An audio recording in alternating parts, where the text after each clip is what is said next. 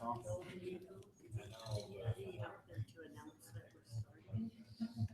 we're gonna sing a song first.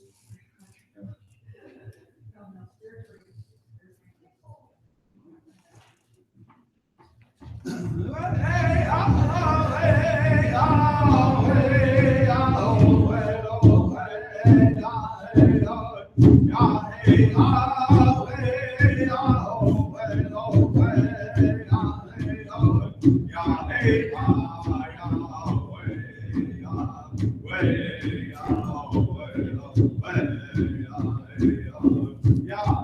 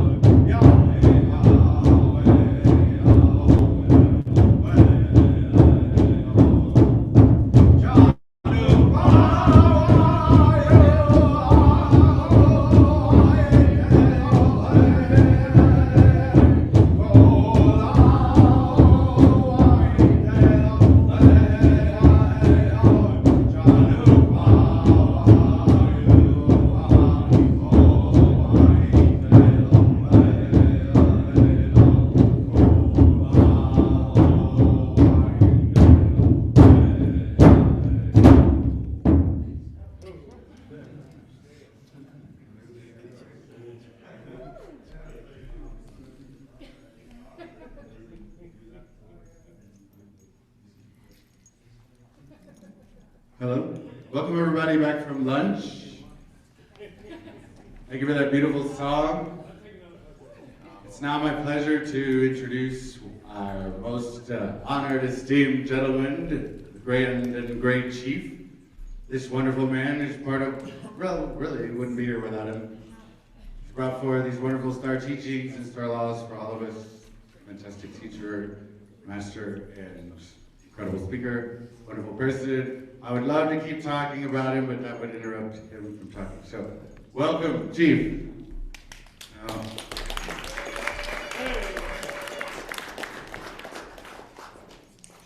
Down to my podium. So, we'll be a little bit informal at this time because the Spirit moved us with helping to release some information which was given to us like 20 years ago. And through one of the channels, one of the Barbara Marciniak or Cryon, there were so many people out there that was talking about what's happening now, and with the light workers all being attacked. I think that's all of you. in different ways, you know, to test out your weaknesses and your strength, and put you back together where you need to be. So at that time, they talked about releasing some information. Now, how many's been to sun dances? Okay. Michael, I seen you over there, but were you really there? So, as you know, the sun dancers, they talk to the sun. They talk to the sun, they look at the sun, they dance with the sun, they feel the energy of the sun. And the sun is very important to everybody, every person on this planet, every life form on this planet. Because the sun, as you know, gives out about 200 hydrogen bombs every minute just to create the energy that we need to stay alive over here. So that's a lot of energy that's being blasted out at 93 million miles, and it's filtered so that when it hits here, that it's just full of love. That's all it is, just energy. That's what keeps us going and moving. And it also sends out trillions of sound waves that are specifically on an individual level that hits every person if you're open to it. Now the sun dancers, as you know, they dance 4 days staring at the sun and praying and talking to the sun. Now when you're looking at light and looking at thought and how it travels at, what's the speed of light? Come on, you guys. 186,000 miles per second. All right. I thought it was 87, but try to slow down a little bit. So it takes, at that speed, about 8 minutes for your thought to go to the sun. And so it's going to take you, if you could really remember and focus in and be patient on the message when it comes back. So it's going to take about 8 minutes for that message to come back.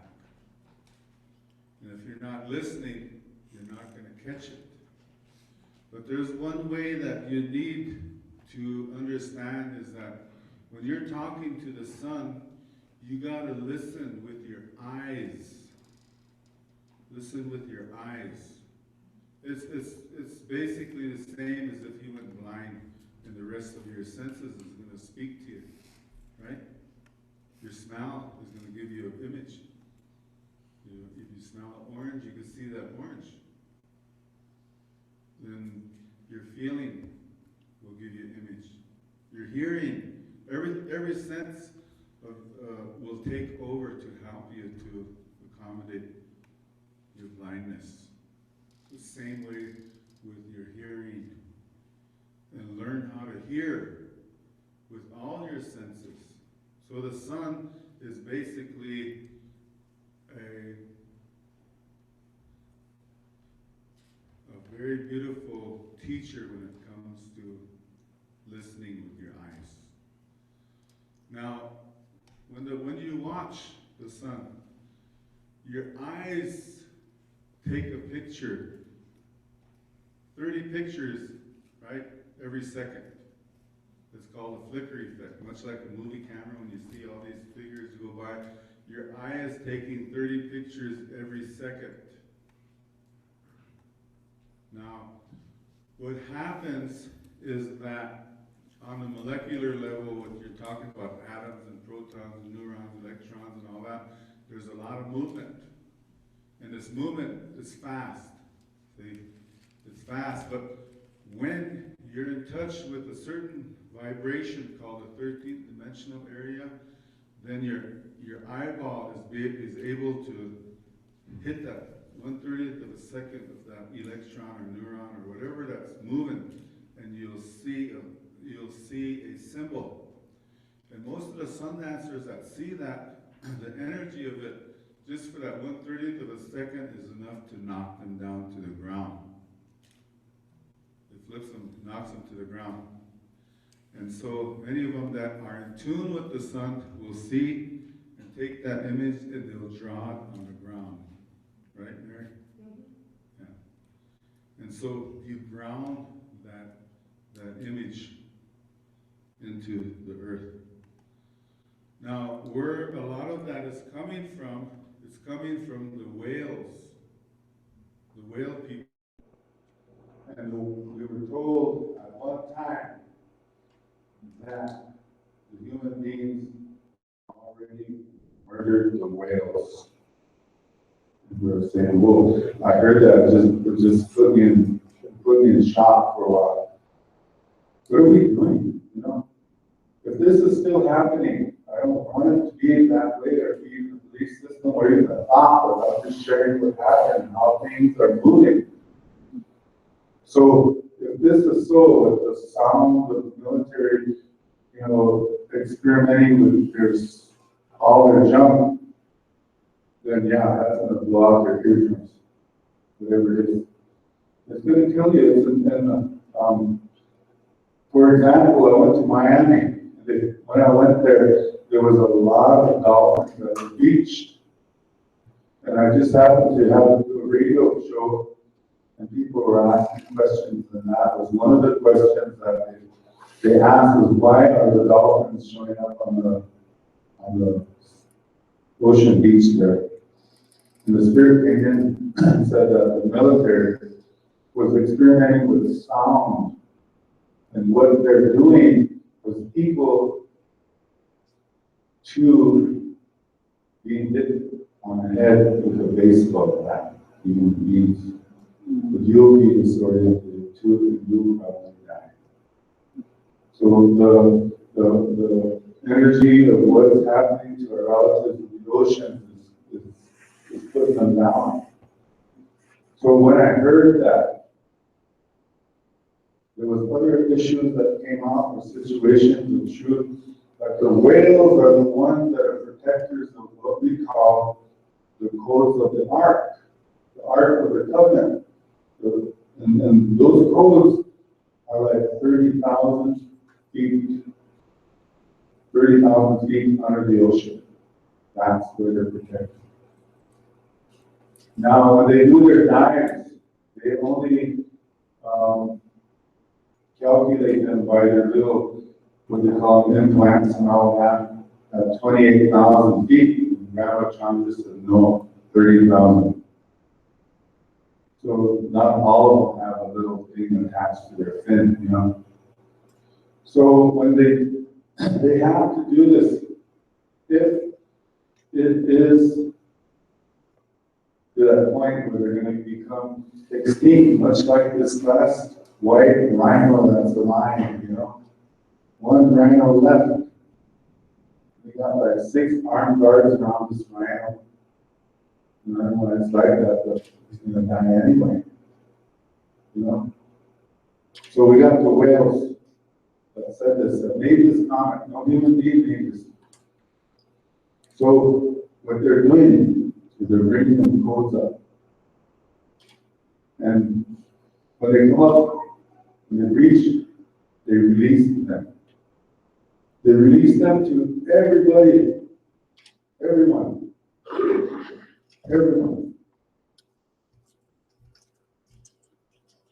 Now, these are 13-dimensional codes. And so what that means is you need to raise your vibrations a little bit better. And this is the only way, under the laws of attraction, that you can achieve the knowledge or even having the 1/30th second of a sight of these symbols, these codes that they're releasing.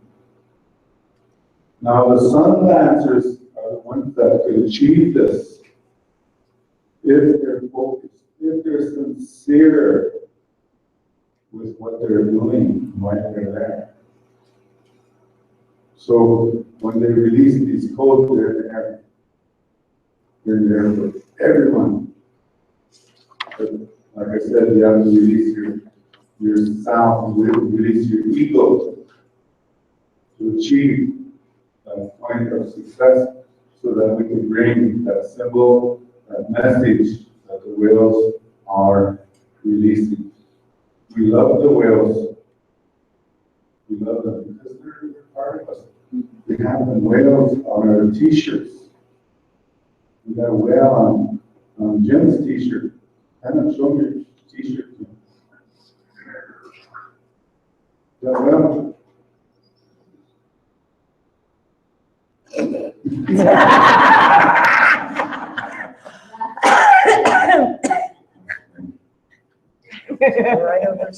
We have a little one with you remember when Dances with Wolves came out? All of a sudden, a whole bunch of t-shirts came out. Wolves, everybody was a wolf, totem, and all this. But the whales are wolves. They're wolves, right? Oh, you don't understand that? They're wolves. And they learned this by finding a skeleton over in Pakistan. They took it to Smithsonian, cleaned it, put it all together, and it was a big skeleton of a wolf. We've seen it over at, where was that? Chicago. We've seen the skeletons. Now this guy, when he was dealing with the skeletons, the teeth were a little different. It bothered him all year. So he went back to the Smithsonian and he was looking at it, he was feeling the skull.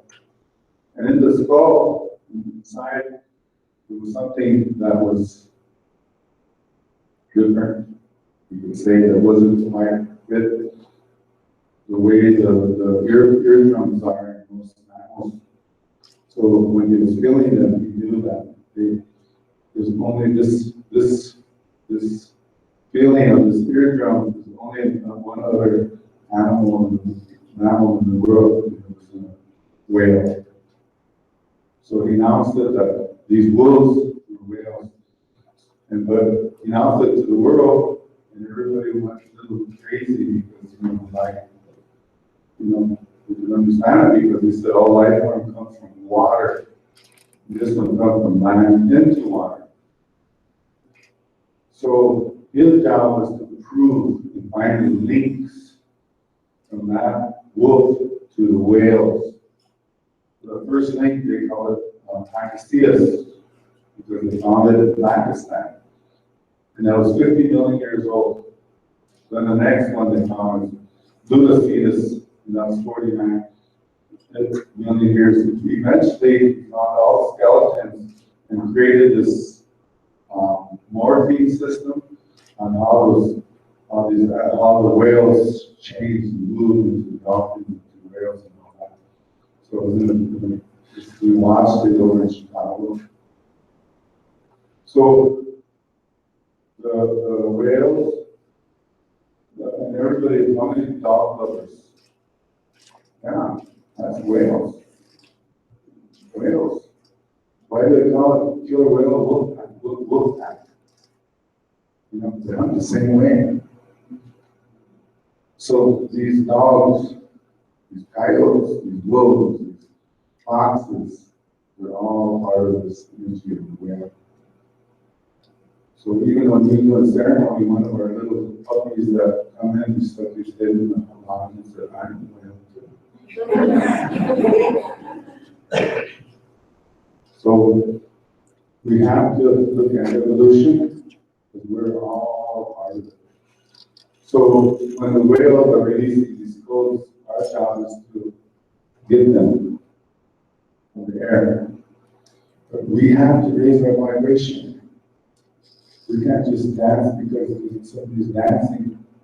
There's a purpose, there's a beautiful purpose of everything that you do, right? Even anger, you talked about anger all morning. You dance anger, you beat anger, you know? And we just know that anger is just love searching for itself. You know? So we agree to go through all of these emotions. Just what you do with it, that, you know, makes a big difference. The results. So the whales. Now, the whales gave us some information through these symbols that they gave us through our ceremonies.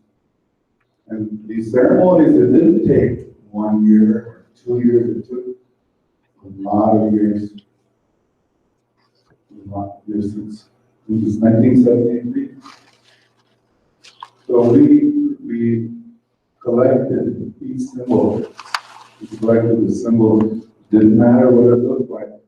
You know, some dancers collected. And what happened, we take it could be just a little squiggly line from what the sun gave you. So we take that and you make it cut it for some base and touch it in 16. So it creates a design. And the reason why we do it in the number 16 because that's how many marriages it took for the star races to create our atom. All the star races were involved with creating our body. There's 47 different star realms just from Orion that help do your spines. You know, so every little cord, every little nerve come on, every little hole, you know, it's so unique that we can't think about doing things like that. The brain and how our body is connected. So all these star realms, all the ones that were here, who wanted to live here in the spirit's earth, they helped build these bodies so we could live in them. So we can grow. So we have a canister for our light. So the whales, if we're looking at extinction, mass extinction 10,000 years ago with all the prehistoric relatives that suffocated overnight. Then over the years, we noticed another mass extinction of different birds, different animals. And now we're down to one rhino. And the whales are saying, hey, you guys are killing us. So they have to leave something for us. And these are the codes of the Ark of the Covenant. And the thing is, each one of you have them in your DNA. You have them. But there's something that has to happen in order for that memory to be awakened. It has to do with your body, it has to do with your blood, it has to do with your saliva, it has to do with your sweat, it has to do with your urine. So there's different memories that come with each compartment of your body that you can retrieve, or somebody else could retrieve that DNA memory from you, so that the teachings, the history, whatever timeline that's necessary for the time code to be released. But at this time, the time codes are going to be put up here. And there, you have the one on it. Okay, you got pencils and papers. Anybody? You're lucky if you do.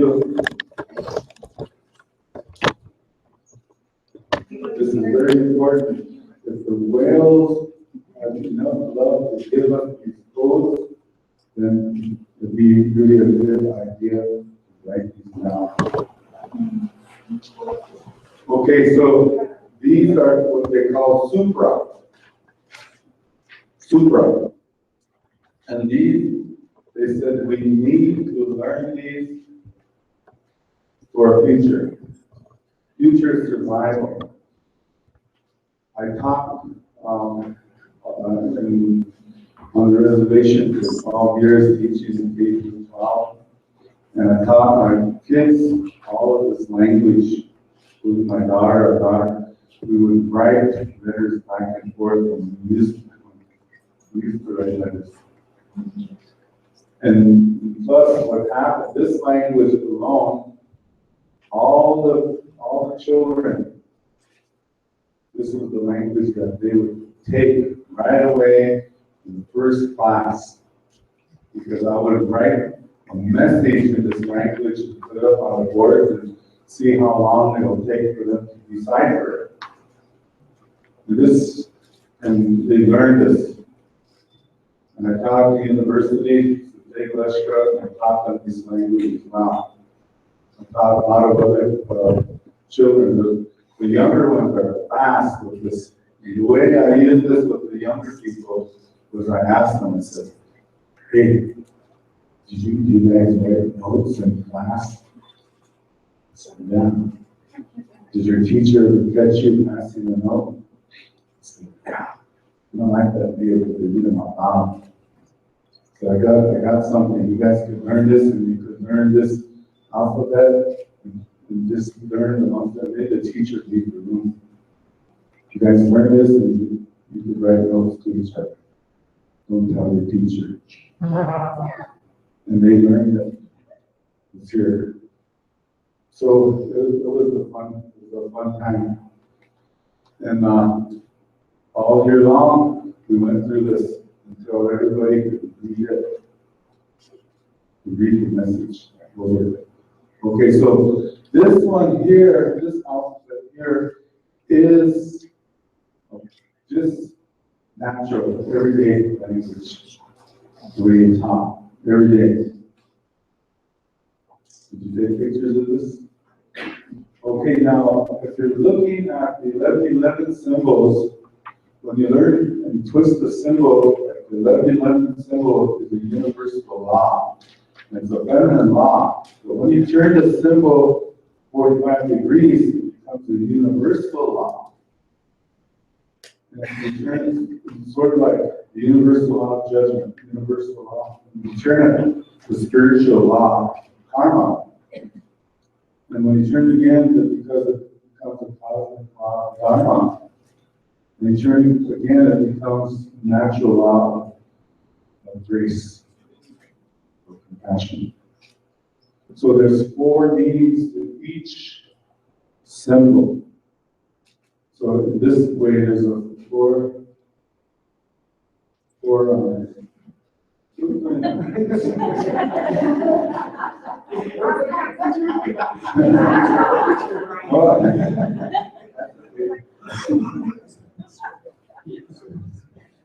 So there's 4 ways. This is just not natural. So how are you? Blah, blah, blah. Okay. The bottom is the numbers. Numbers. And they call it supra because of, let's see. There's also the coda and a little bit of Spanish because you got the CH, you got the guttural G, or the H. This was the next one. Could you take it down to the next level? Take it down to the next level. Yeah, okay. Okay, you see there's some additions in there because the other one is English. This one is Spanish and Lakota. mixed because of the literal G's and literal H's, the K's and the poppy P's, the nasal N. So anything over 26 letters is a sacred language. English is only 26. So this one here is the other dialects of the Sutra.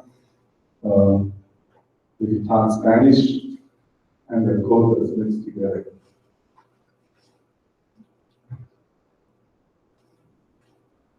So, all right, get to the next page.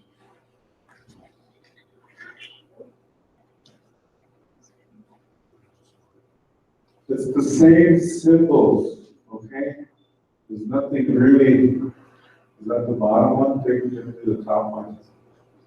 Oh, that's good. That's good enough. All right. This is like the English form. Now, if you notice, is that the right one? Oh, no. The one that points up on the A. The one that points up. No, that's down. There you go. Okay, this is the spiritual. That's usually when the spirit language comes in, and it's a spiritual message. When they turn 45 degrees, and as you can see, that points up. That's when these beautiful messages that come in are so different from the English messages or the natural messages. When you hear a message from spirit, it's so different. So different. Okay, we go to the next one. The one that's pointing to the right. Oh, this is the same, but it's done with the Dakota dialects. I don't know what there's always the literals like G, the H is in Shaka, and the nasal ends like in ink, and also the K's like the poppy K, they have a different sound. But the whale people, they have like 3,500 different sounds compared to our little 26. You know? So first they give us a little inkling of knowledge. Okay, do the next one, the next page. Okay, now this one, what's on top? Well, Sutra. It's a confidential, private message. Okay? When you turn them to that angle, the third angle. So when you know it's in that position, you know that's a personal message between you and them and go beyond that. Right?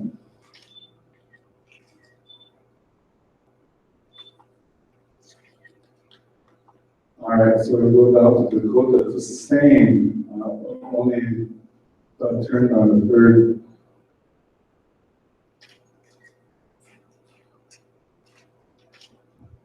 Okay, now the fourth page. The fourth page is warning, right? Warning. Some heavy duty warning, like Michael the Heels of God.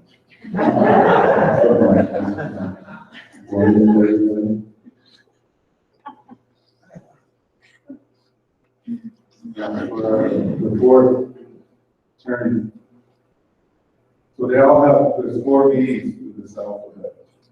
The whales gifted this to us. So start working with it. Don't be afraid to start, you can write a letter to each other. Everybody that's in here, just look around. You can put it to work to decide what it means. So this is what the Galactic Federation, the Federation of Light, and all that has given us in order for us for future survival and communication. So I just wanted to make this short and sweet, direct, and to the point. So if everybody has that, good. If some of you don't, if you need it, ask those that have it. Or we record everything.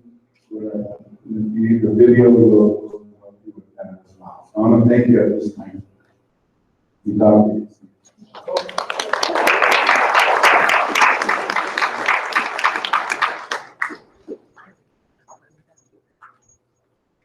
Thank you, Chief. Thank you, Chief.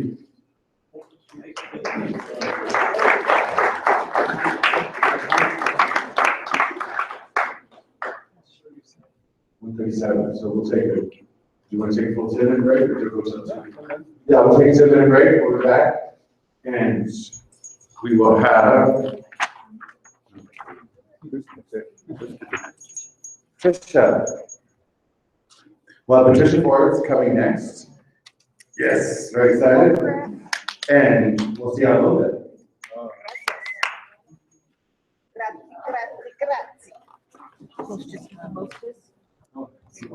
Yeah.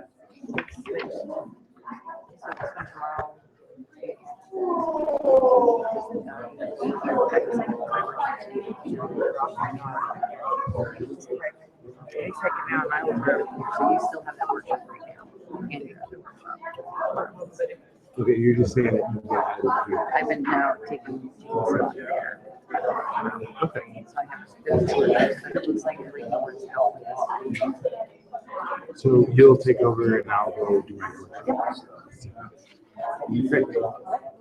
Okay, so is there any changes In this, yeah, like everybody's here? as far as I know, there's been some changes in the workshop.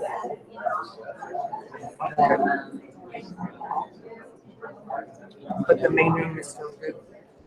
It'll just be Well, I really don't know. good, John.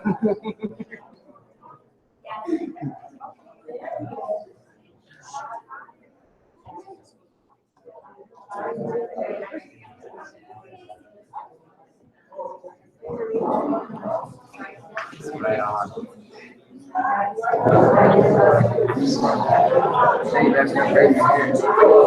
Oh, I know, huh? I'm gonna figure out how to do it. I watched you that one.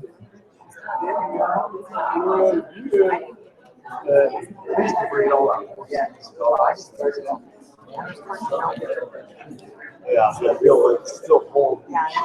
Water. Once it's already up tight. Yeah. I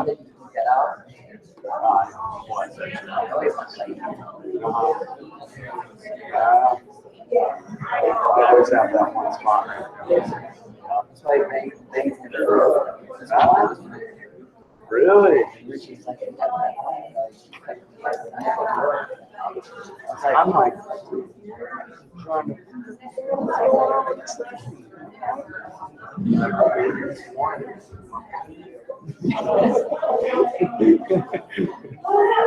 it works like that.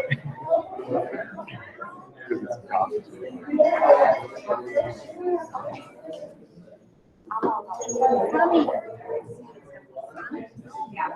We have very little connection. Where are you? Can you hear me?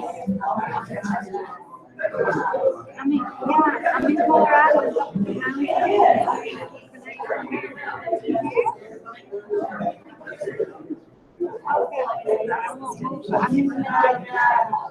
I think it's have a few minutes break.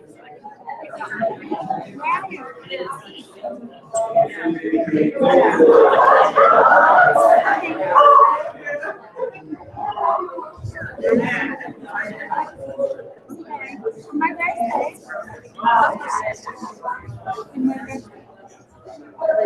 You've been here for my birthday. Sorry. I don't know why I thought you were my daughter. Oh my God. You were. Maybe I won. Maybe you were my mom. I will let you.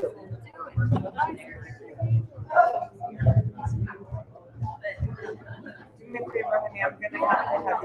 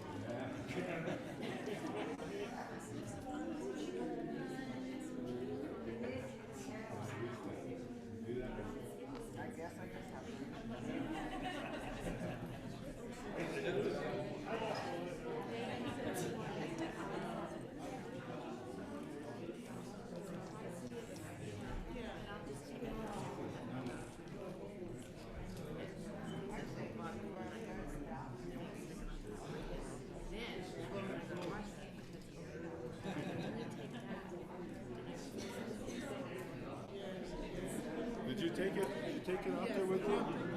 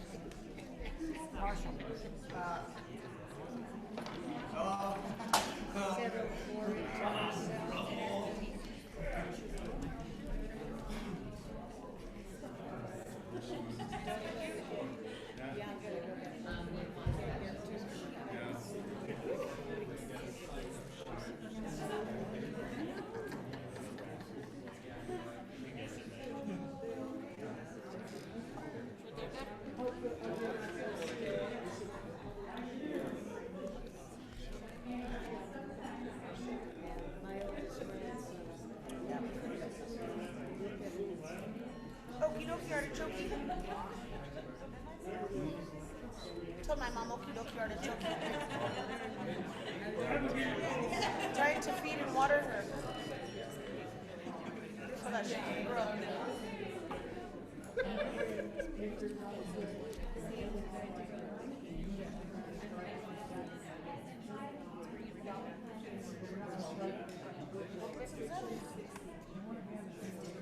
what I need.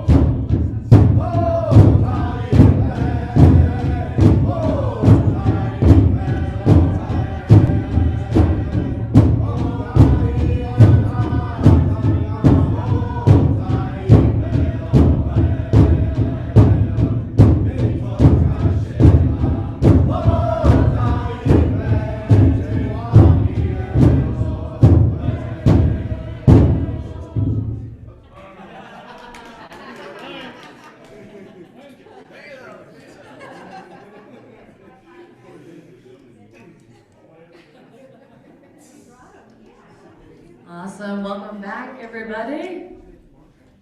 How's everybody doing? Good? Sounds like there was a little bit of a pause, so we're not like great. Let's try it again. Everybody doing? Let's all howl like wolves.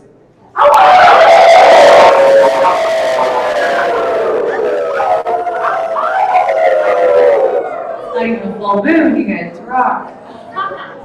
So next up we have Patricia Forbes. She is an advanced interdimensional healer and medical intuitive. She communicates with multidimensional beings. She is teaching a workshop today, I believe at 4 o'clock. I need to check the time. Is it at 4? It's with hybrid children and the next aspect of assisting the Galactic Federation of Light. So please check out her workshop, and let's give Patricia Forbes a big round of applause. And let's take a microphone.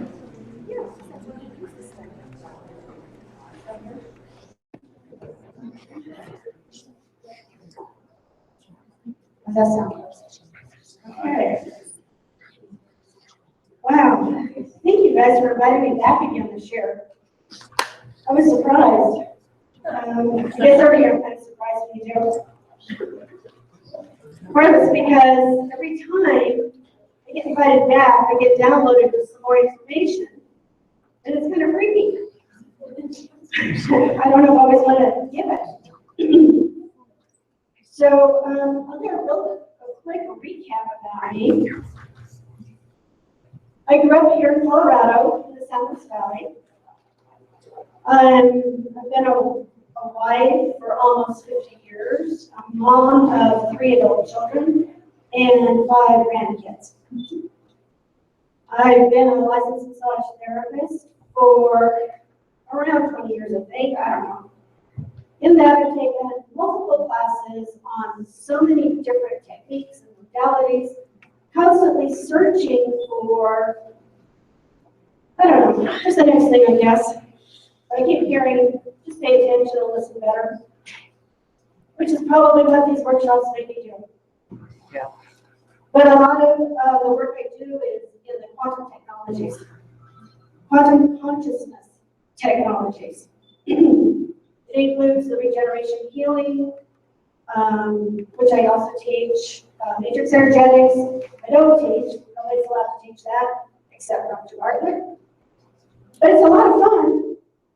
And I've also created a bunch of my own classes. One of them is, I forgot the name of it. Get up here, it's harmonics and transformation, and a newly evolved chakra system. I think it's always been there. I worked out with people on it last year. It's always been there. It's just coming more online. But then the other one is some things that I get told to teach that I don't really want to teach, and I say, no, God, I'm not teaching that. Get somebody else. And before you know it, I'm teaching the workshop anyway. Kind of like today. So,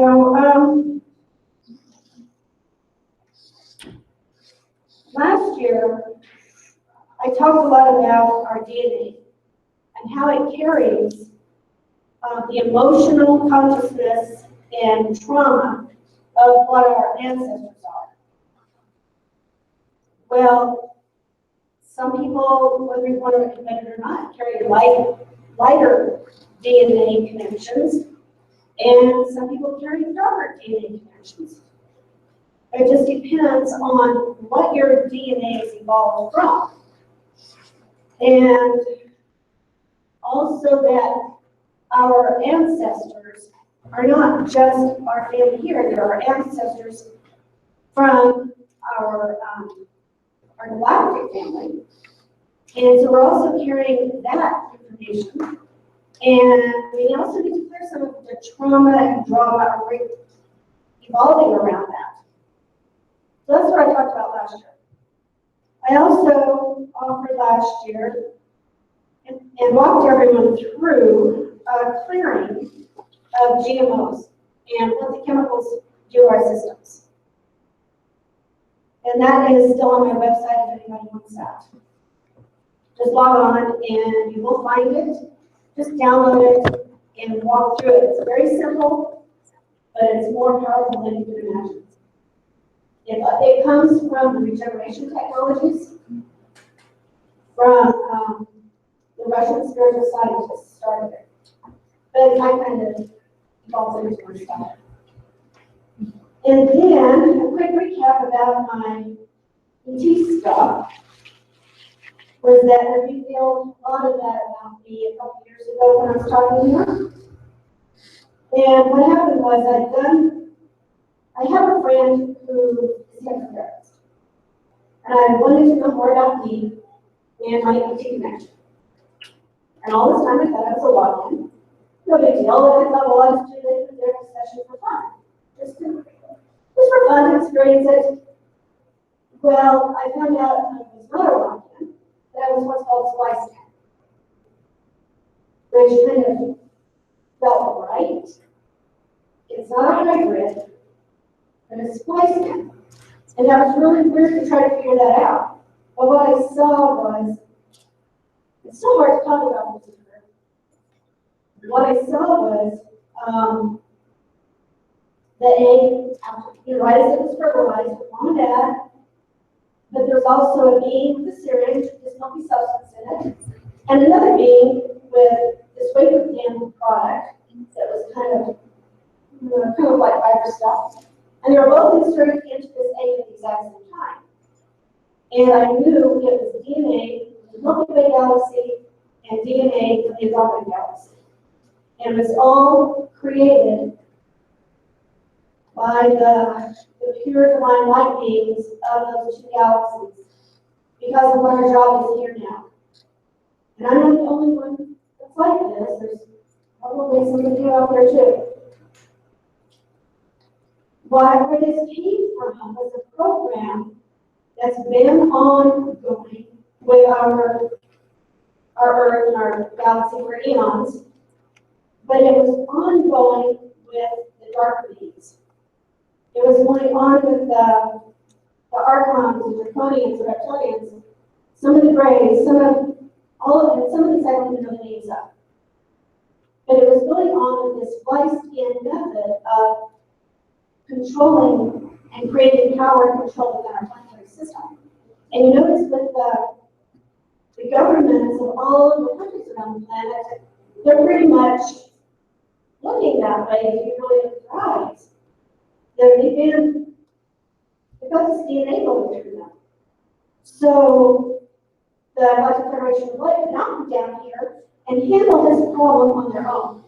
So they asked for volunteers, and that's where we came in. And they created this whole splicing program to the light side now. And that's where I'm a part of. And I got told that I'm like 97% splicing ET, half of that being Andromeda, and half of that being of the Milky Way galaxy.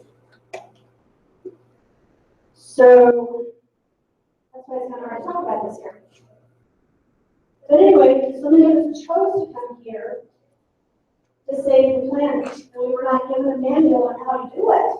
Is that we have to listen. We have to listen to all these codes that come about to us, and listen to how they impact our bodies and our systems.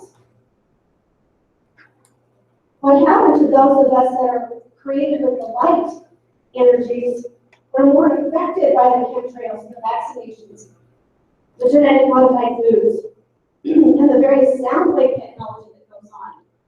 And we've got HAARP, we've got like the sonic stuff. There's various programs going on out there that are harmful to us, and we have to know how to not be a part of that. And I think these codes that Chief talked about a while ago are a part of that. They help us raise our consciousness. Some of us say vibration, but I really think it's more consciousness of how we hold ourselves, of how we hold our boundaries, and how we just become more empowered in who we are. Now, the main reason I'm here today, I'm going to put this is to start with, I did ask for a Galactic Federation team of divine pure light to surround us. And for each of us to have our own personal teams with us and to work with us today and throughout this conference, even though whether I'm here or we're in this room or wherever we go, they'll still be working with us on this subject if we want it. It's our choice. So the information will be sealed from the dark agenda. If they hear it, they will not be able to understand it or translate it, no matter what method they've used. And that's what I was told last night. I was really concerned about all this. First of all, we need to stay in a state of neutrality. And as we talk about these subjects, there was the anger and fear and stuff talked about this morning, and it does create a vibration in us, but we really need to be more in a neutral mode, where we do not experience the fear or the anger, no drama, the emotion of any kind along that level, the neutrality of it, and we can go into that by just breathing. Now, whenever I started thinking about what to talk about here today, I was kind of worried, like, no, I have nothing new to say, what do I talk about? But then I had these flashes going through my head. Oh yeah, remember what happened in the 80s and 90s? And it was, oh crap. And the one that really shook up was, I was just laying on the sofa with my family, we were watching a Bronco game, and all of a sudden I see this little critter, probably about, 2.5 feet tall, standing up on its hind legs, looking kind of like a puppy dog with floppy ears and a tongue hanging out, looking really cute. And of course, he didn't have any attention because I'm a sucker for critters. And I kind of scanned my family and saw that no one else sees this. Okay, what's going on here? But in my head, I knew immediately, and I don't know how I did it, somehow I ended up from the sofa to the bathroom with this critter. It's like I must have grabbed it through the dimensions and got into the bathroom where nobody's going to bother me. Because they're going to stay focused on that bother. So I noticed where it came from, why it was there, and how it got there, all in just flashes. And me being a mom raising teenagers at that time, I was a little bit upset with why and how it was happening at that moment. What happened is our hybrid children, not maybe us individually, but the hybrid children that have been created from our life DNA were manning the ship. And they were under control of these other beings. They were manning the ship. And they created this critter to contact me. And I thought, wow, that's pretty good. But yet, hey, you're invading my space, and this is private space. And I was telling the mother of teaching teenagers, like, leave me alone, I'm busy. But yet, going through my head all the time, while I was talking to them was, so they have this level of accessing each and every one of us, and we don't have a say about it. And I kind of mentioned to them that this isn't okay. That we are parents, yes, but just by using our parenting program of, yeah, I'm here for whatever you need, isn't right. And I think most moms are there for whatever their kids need. They ask and we're just right there. And dads probably are too, but not from their industries or better than the same level as what moms are. So I mentioned to them at that time, this telepathic thing went on so fast that it's wrong for them to be taking our life information. What I saw was they were taking information that we were getting downloaded with all the time, and our knowledge, and it was just, before we even know it, it was through us. It was coming through and into the sacred streets and into their share, going to the dark agenda. And I thought, well, that's not right. No wonder they know several steps ahead of us all the time, whatever we're doing, whatever we're going to do. So I had this conversation with these hybrids, and they weren't children. These are like teenagers on up. So it's not like growing kids or chewing out. It was older kids. So I told them and talked to them about, you guys, you could come together and work with your life information. Be a part of assisting us instead of helping the dark agenda overpower us. Help, let's create an empowerment system here. So at the time, I didn't know how they did it, but I knew they were doing it. And then when I started scanning and going back, and I don't know how we do it, I just kind of go back to see what's been going on the past 20 years. And I saw that they had created a form of communication among themselves, kind of like in one of the Harry Potter movies, where it wasn't one of the later Harry Potter movies, later Harry Potter movies where they have a room where they can all go into to work together, and nobody else could go in there and get their information. It was like they were totally sealed off, like they were invisible, nobody could track them, and they were creating what they needed to do for their next step. Well, I saw that these beings have been doing this for the past 20 years. Now, the problem is, how do we take our responsibility back at this? And when I asked that, it was how do we create our boundaries and set our boundaries so the dark side does not take this information that comes into us so quickly that we can't even say no. So, I don't know if you guys can recognize when this information is coming into you. For me, I feel like fuzziness in the brain or buzzing, or I need to take a quick nap and nobody's listening and saying, hey, I'm driving, I can't lay down right now. So, it's like, I don't like my energy being tampered with like that, and you kind of know it's not the light side. The light side doesn't treat you that way. This is not okay. So it's time to stand up, at least for me. I don't know if anybody else is in that situation or not. But it was time for me and to understand this and to disconnect this channel of knowledge from going to this dark agenda, whatever you want to call it. It felt like a high of some sort. So, the first statement I made within me, I don't know if this works for any of you, but my statement was, I am done giving my light to the dark.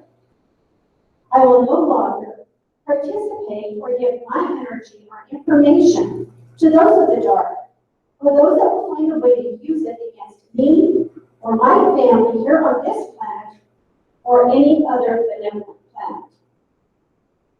So I chose to take responsibility for my part for this planet and galaxy. Now today, we can create the boundaries of this room within each of us. Since I asked for each of us to have our own light team with us, as you're sitting here, I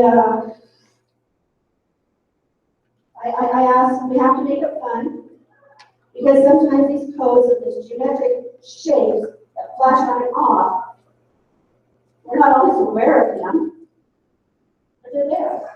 It's your choice to do this with me or not.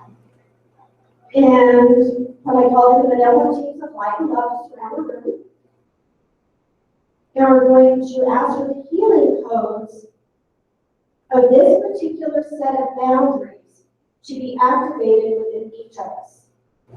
And the codes of discernment to be activated on a higher level too. So now, I wanted this to be fun, so that we're not looking at it so seriously. And when I work with consciousness technologies like matrix energetics or some of the stuff I just sort of made up, this is what I got shown how to do it. So first of all these teams in here, we told them kind of go up into the rafters, and they are going to create plasma bubbles to be blown down for us. They're going to be individualized if you want it.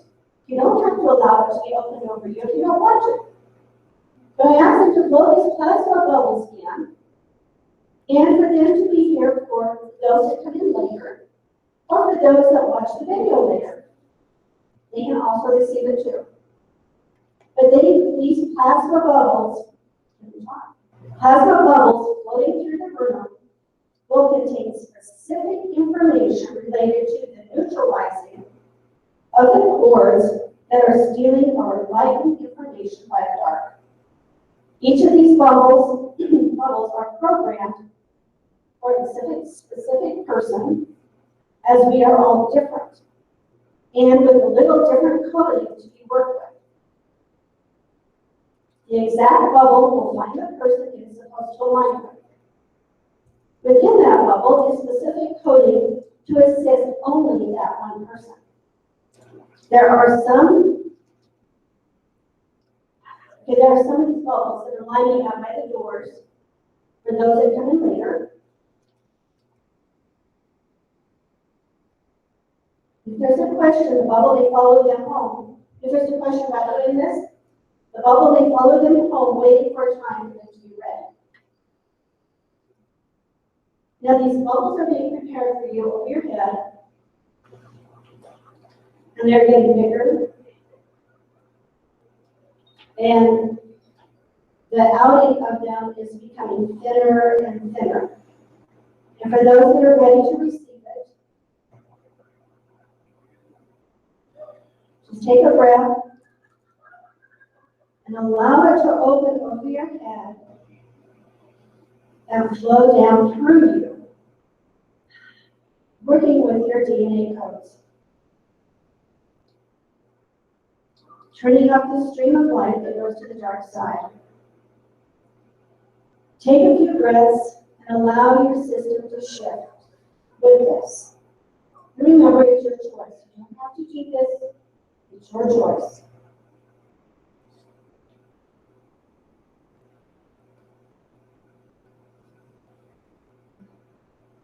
This does not mean that you're cutting off the connection with your hybrid family. It will just be cleaner. Now we're going to take a few breaths. Let yourself feel it and notice what you notice. There is no right and wrong with this. It just is the way it is.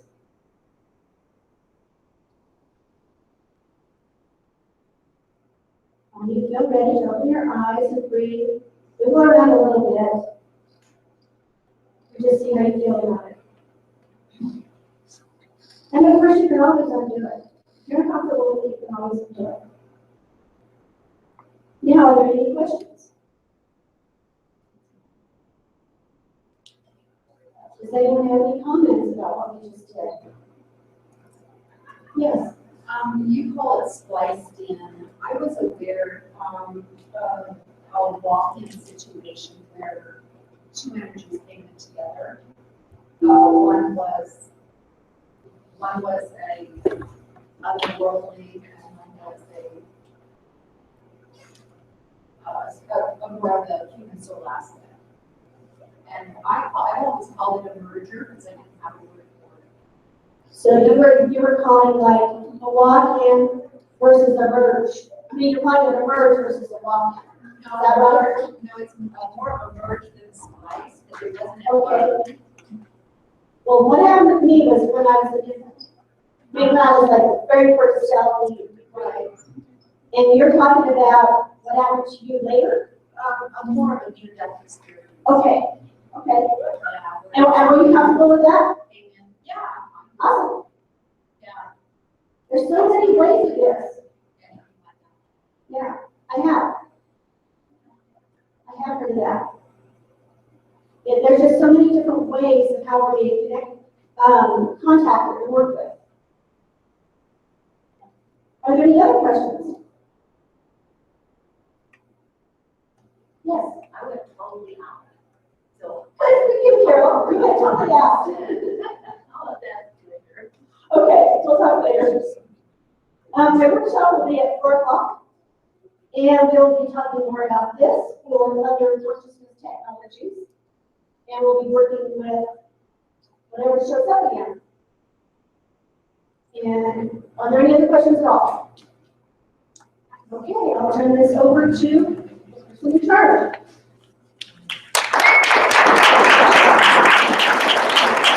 Thank you so much, Patricia. So we can take another break. I'm not sure exactly what time it is. I think we finished a little early. Everybody, we'll take the 2:23.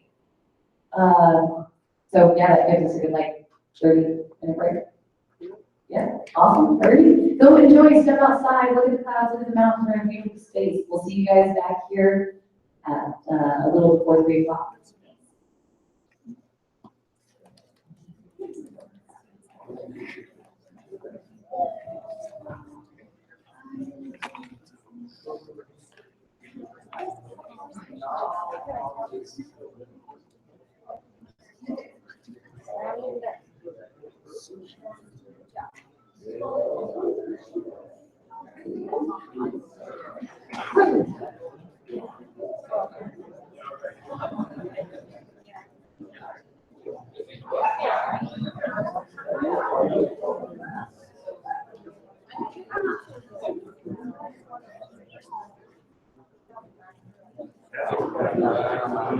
Yeah.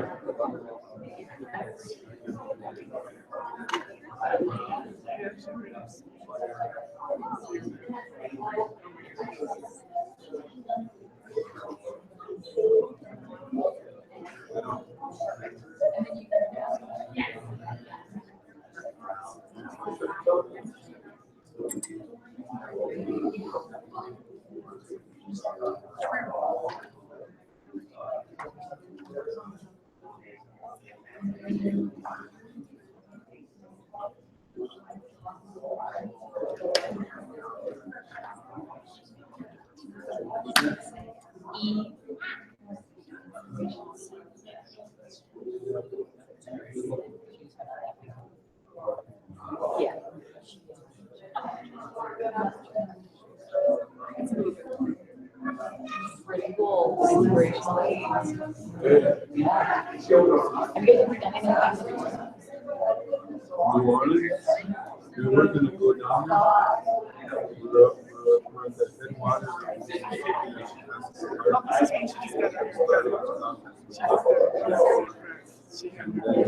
Mississippi goes all the way down to Yeah. so at the headwaters.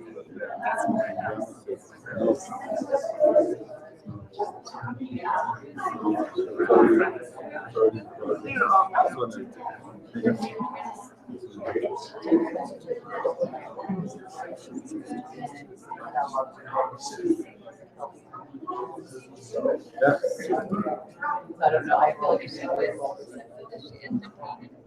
Or you just go and fix it. St. Charles.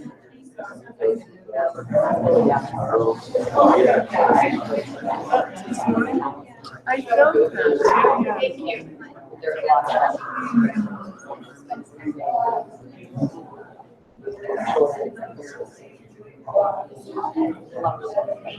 Bruce Lee, that's like Devil's Tower. Close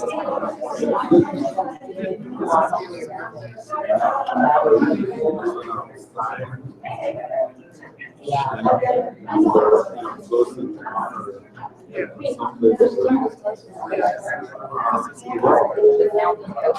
it's like 9 miles. Yeah. It's crazy woman house. Insurance company. So they thought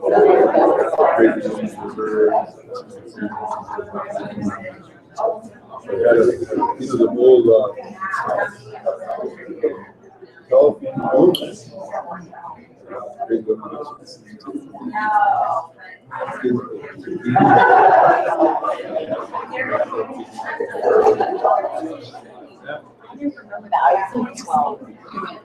Crazy woman. Crazy woman. Remember Crazy Woman over in that town? Which town? Remember that woman? She's in that telephone? Oh, yeah. Crazy woman realtor. And then she had in front of her office, she had an old telephone booth, but with the mannequin. And she didn't, you know what I mean? It's just crazy. Really crazy. Yeah. All for real. Yeah. She probably didn't. So that Crazy Woman. Yeah. Yeah. Crazy. There's a lot of crazy. Is it like really different? A lot of crazy. No, it's Belfouche River. It's a small river. That's their Oh, wow. smaller but small. You know, every time you go someplace, it's going to be crisscross. Really? Belfouche. I have to go back there and be talking about it. Yeah, so when I was over there, we was looking at the outdoor really good electricity. Yeah. So I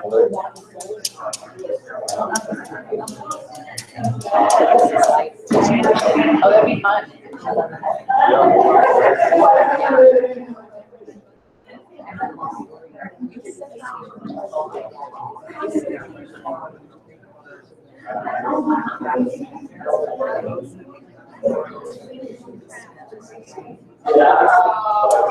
But my favorite place is rocking.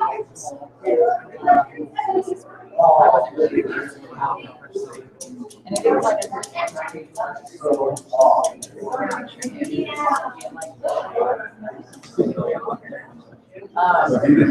They're like, we're going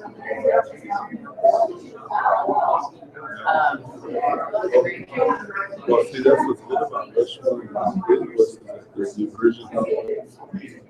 yeah. Where you go to rail. Same way with bike ride.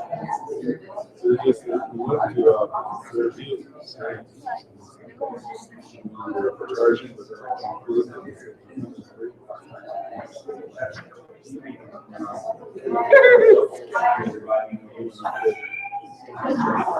Every place we went. Really? Yeah.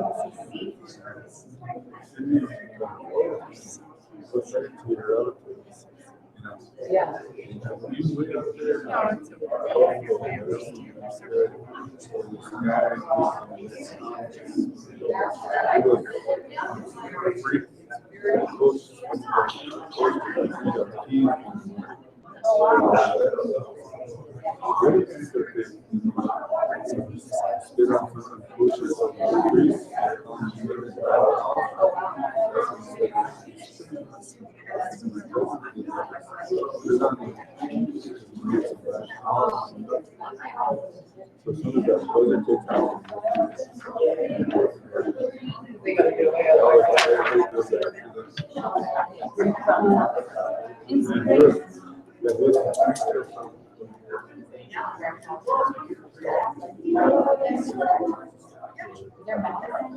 Madison, it's north of Sioux Falls. Yes. I've never visited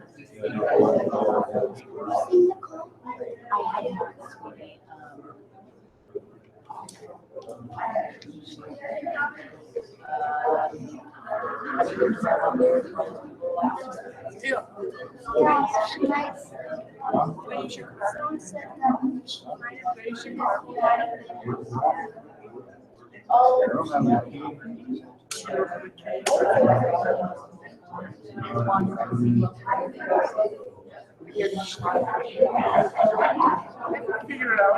50-year-old. I don't have to pee yet, but that's my feet.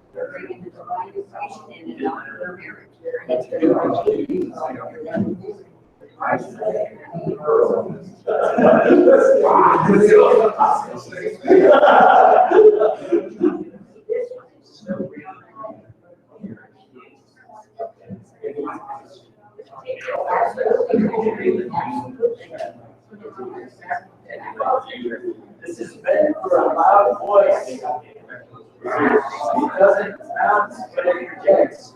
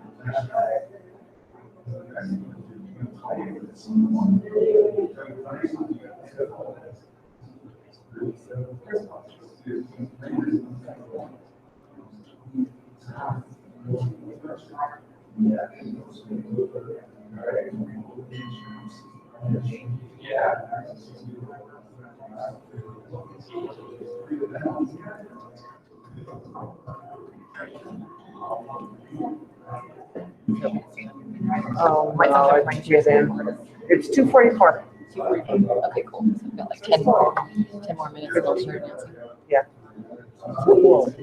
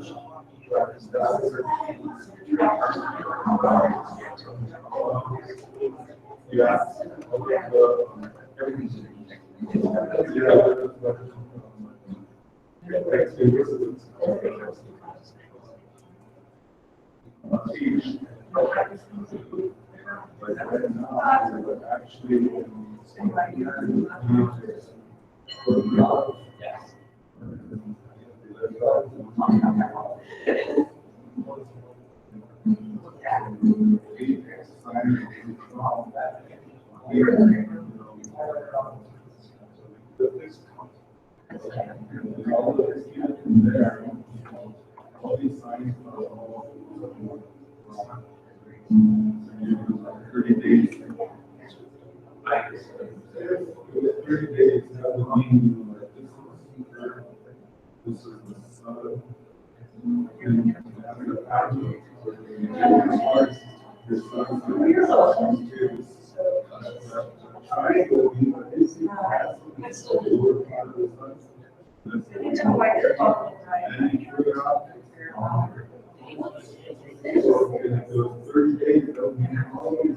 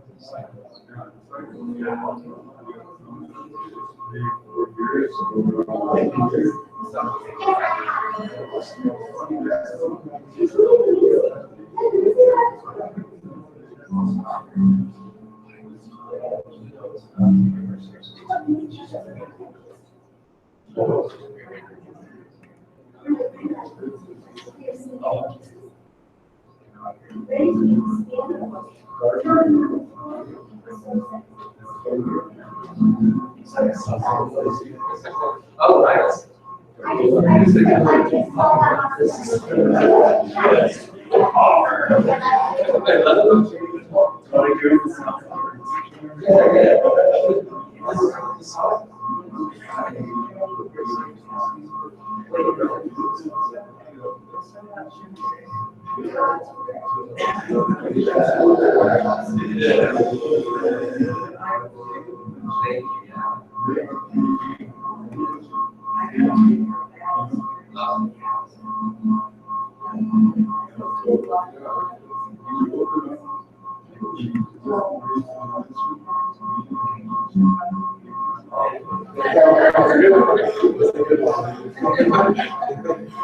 That's all it did, like all the way around. You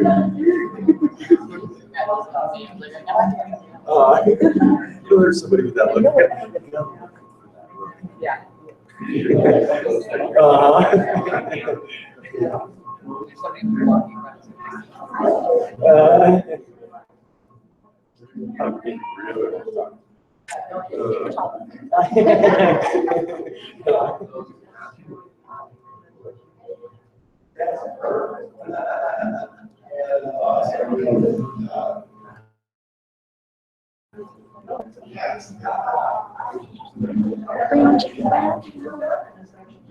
Do you need to know about any switches for tomorrow?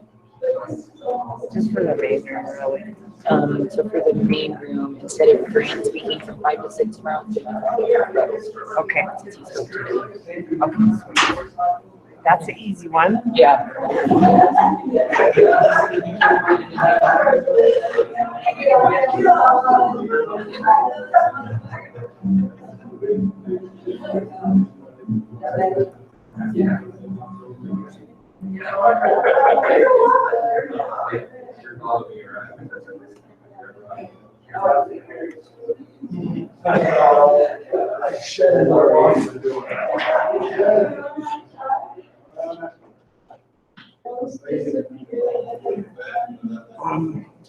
What was your name again? Tracy. Did we talk about the DVDs? Was it- Yeah, the copy. Perfect. I'm so glad Sheldon just got here. So I was gonna pay for Sheldon as he's so happy. I don't know if I told you, but before I talk, they're gonna be doing a ceremony and giving my real Indian name. And In here? yeah. Sweet, So you it's, want it all? yeah. Totally. But Sheldon and I newly brought together council. And so that's why we're here. And to confirm this for yourself, go to his website and the picture of his artwork. And do you have the cards? Because then that way, thank you. I can not only have your email address in, so I can send you the copy, but then, so like while I'm live streaming, I'm put the names and all that stuff on the screen, and like your website. How about I'll write that up for you. Yeah, if you could, that'd be awesome. Or write it on here, next to your name or somewhere. Heck no, but feel free to look for that. I give you permission. Sweet, yeah, and then that way I'm always randomly putting it up on the screen, so they know who you are and your website address. Thank you, that's very helpful. Oh. Oh, yes. Let's see, and Sandra.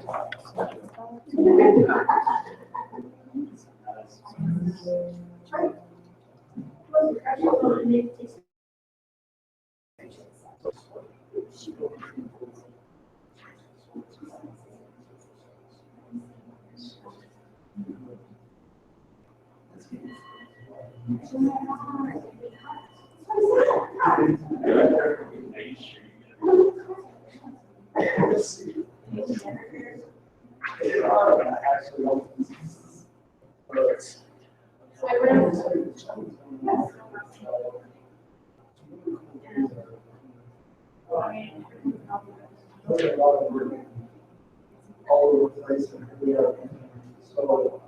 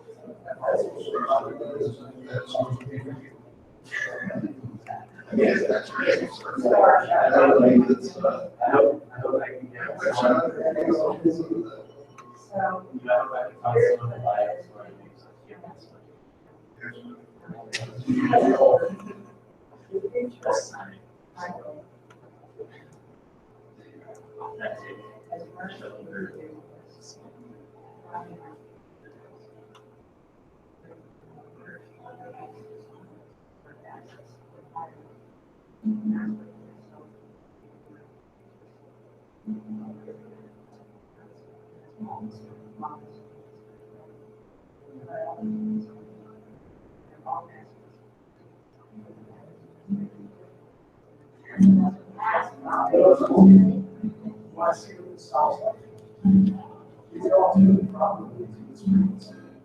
This whole contract. So one of this is better than all right. What have you known before? And they don't have no opportunity. It's all my lines. And it's two homes. So this is hard. It's too old. And this is the frequencies that physical reality. This frequency is the one. It's true.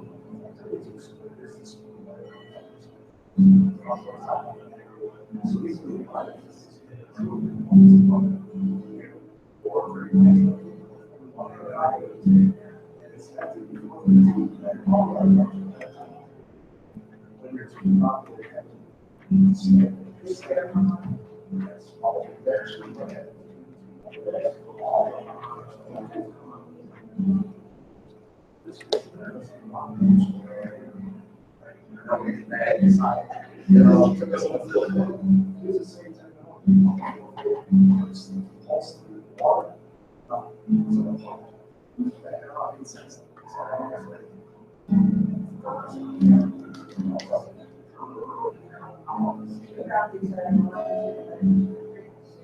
Everything working good? I was just gonna see that exact thing.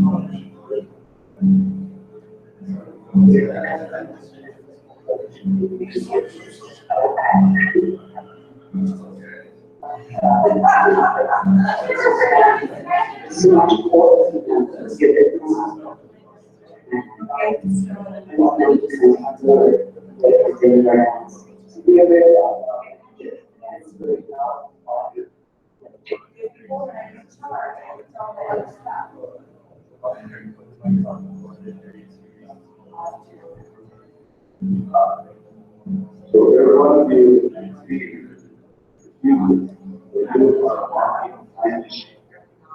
and do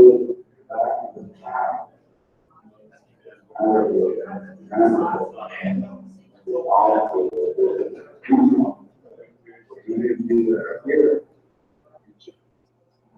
Come back, read, correct.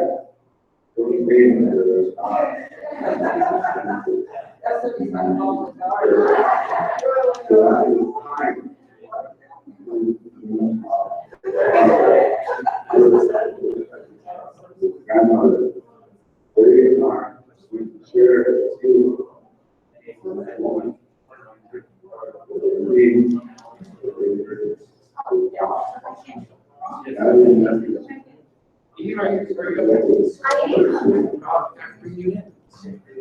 Great. So what I have these, we're gonna do a demonstration. So I guess what I can do is put these back here. And they have this, your podium's back up. Is that gonna be too tall? You okay?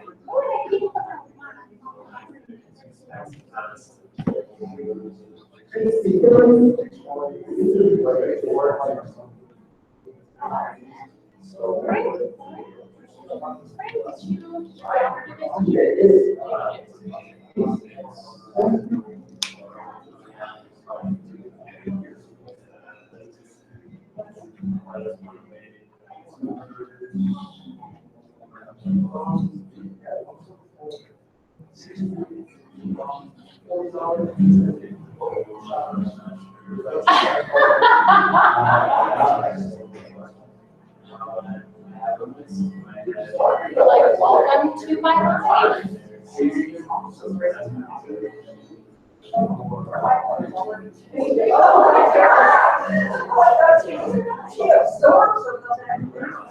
Oh my God, they're so fabulous, and it's literally exactly.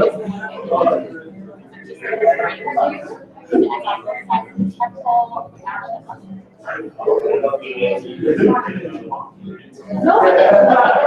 So it makes sense, so it looks like they're like. Okay, so you're not starting for like a minute?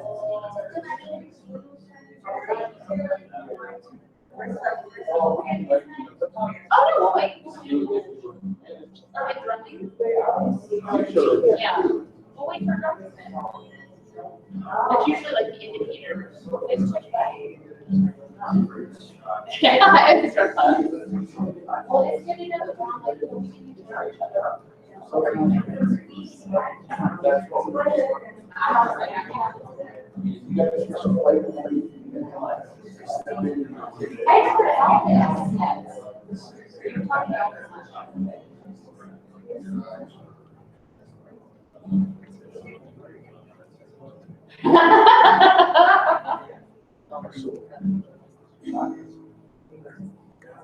Tennessee man. Did you see the schedule changes for tomorrow? Seems like it's been quite a. It has. So since you spoke today, because we wouldn't have time for Granddaughter Crow, so they switched it. So you're switching now to that. So then you're speaking today was your speaking. So you're teaching your workshop at 2 instead.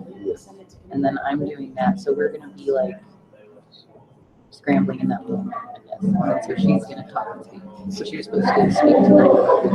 Yeah, Jen told me. Oh, she did? Yeah, So, so no problem. Michael's at 7. Okay. 7. okay. Yeah, that thank you. So you're helping us, right? Yeah. So I'll be announcing it. And then you guys are, she explained it. Yes, we're a team. You can team. I just pulled this out. I was just gonna pull it out for you.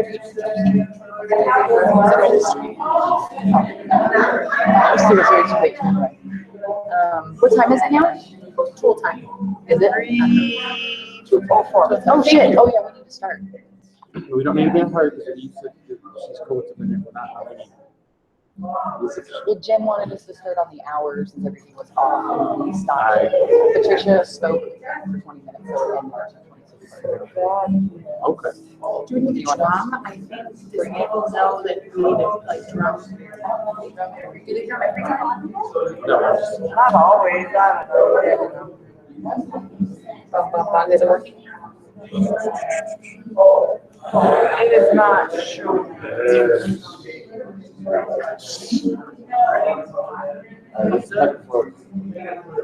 Yes.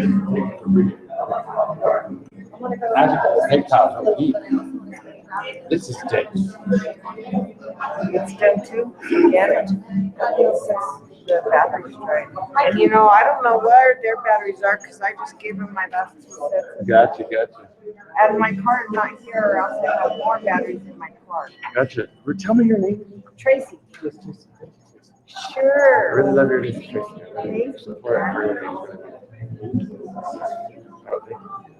So, Changed my little baby's life.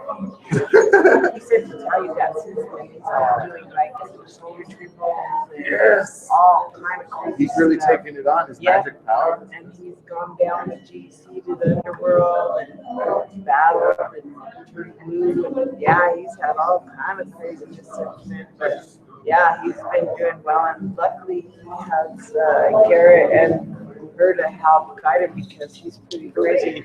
Batteries. Do you guys have any more batteries? Batteries, huh? Because I gave him my rechargeables, yeah.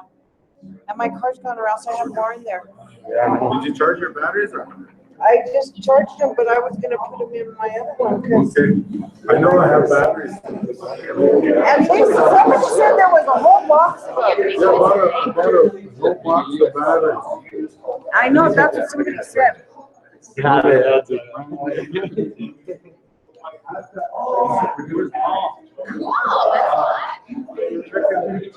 Okay, now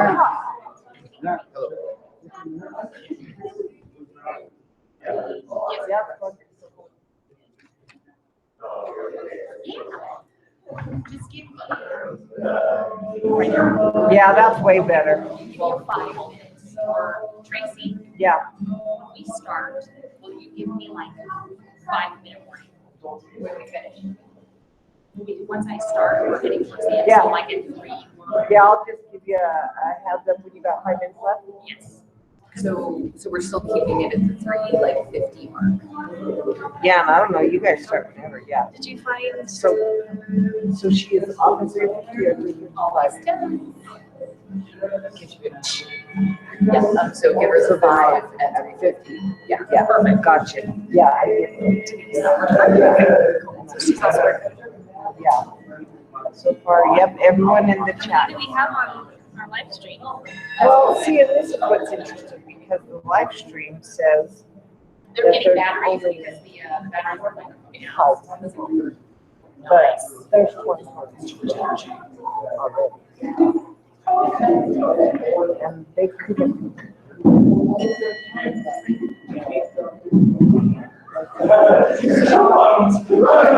I don't know. That's the others. To the mic. There is. There you go. You got it? Okay, do you got those other batteries? Oh, no, those aren't there. These are, if it runs out, you're. So now John Jake, we're still. And I have 2 more steps. Jim's Okay. coming. Huh? Jim's coming. Okay. Yeah.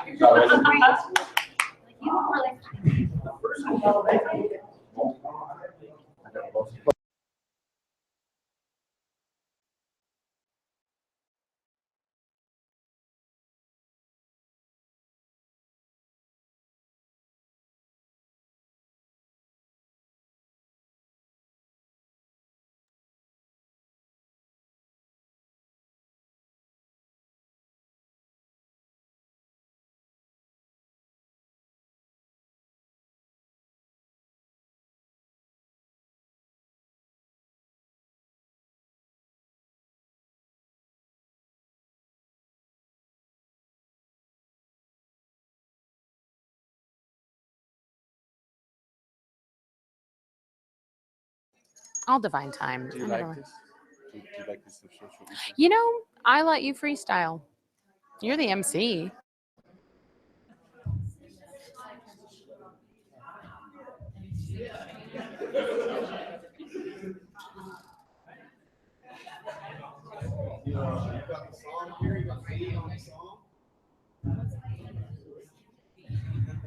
You just follow your lead.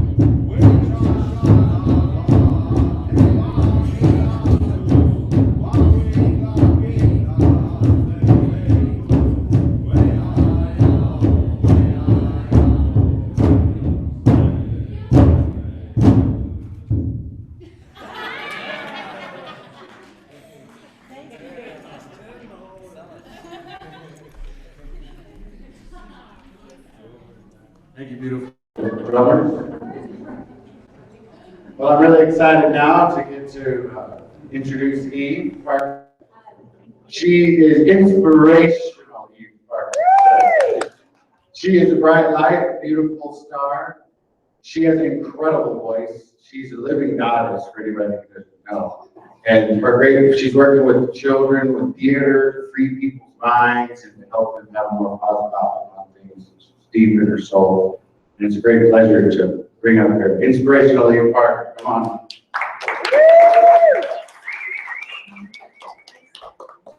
You dear. Grant, you're so awesome. I adore him. Thank you so much for being here, everybody. I'm so excited. I was invited back. Things must have gone well. I'm especially excited to be here today because 10 years ago from this year, I saw a doctor who told me that I wouldn't live to be 40. And he told me that if I didn't make any drastic lifestyle changes, that I wouldn't live to be 30. And you get a diagnosis like that, it's a little startling. But I had so many unsupportive habits at the time. I had sleep apnea, I had dangerously high blood pressure, 200/100. I had a cholesterol over 300. I was into drugs. I was in unsupported relationships. I was 340 pounds. I was basically a ticking time bomb. And I had no idea really where to start when somebody tells you that. And it's very cool to say that 4 months ago in the sun sign of Aries, I turned 30 years old. And yes, we're here. When something like that happens, you're like, well, clearly maybe there's something I'm supposed to do in this world. Maybe I should open up to that. And of course, when people, especially when they hear about weight loss, they're like, well, how did you do it? What did you eat? How often do you exercise? And of course, I can tell you those things. I've studied nutrition and all that fun stuff. But my response usually is, I went spiritual.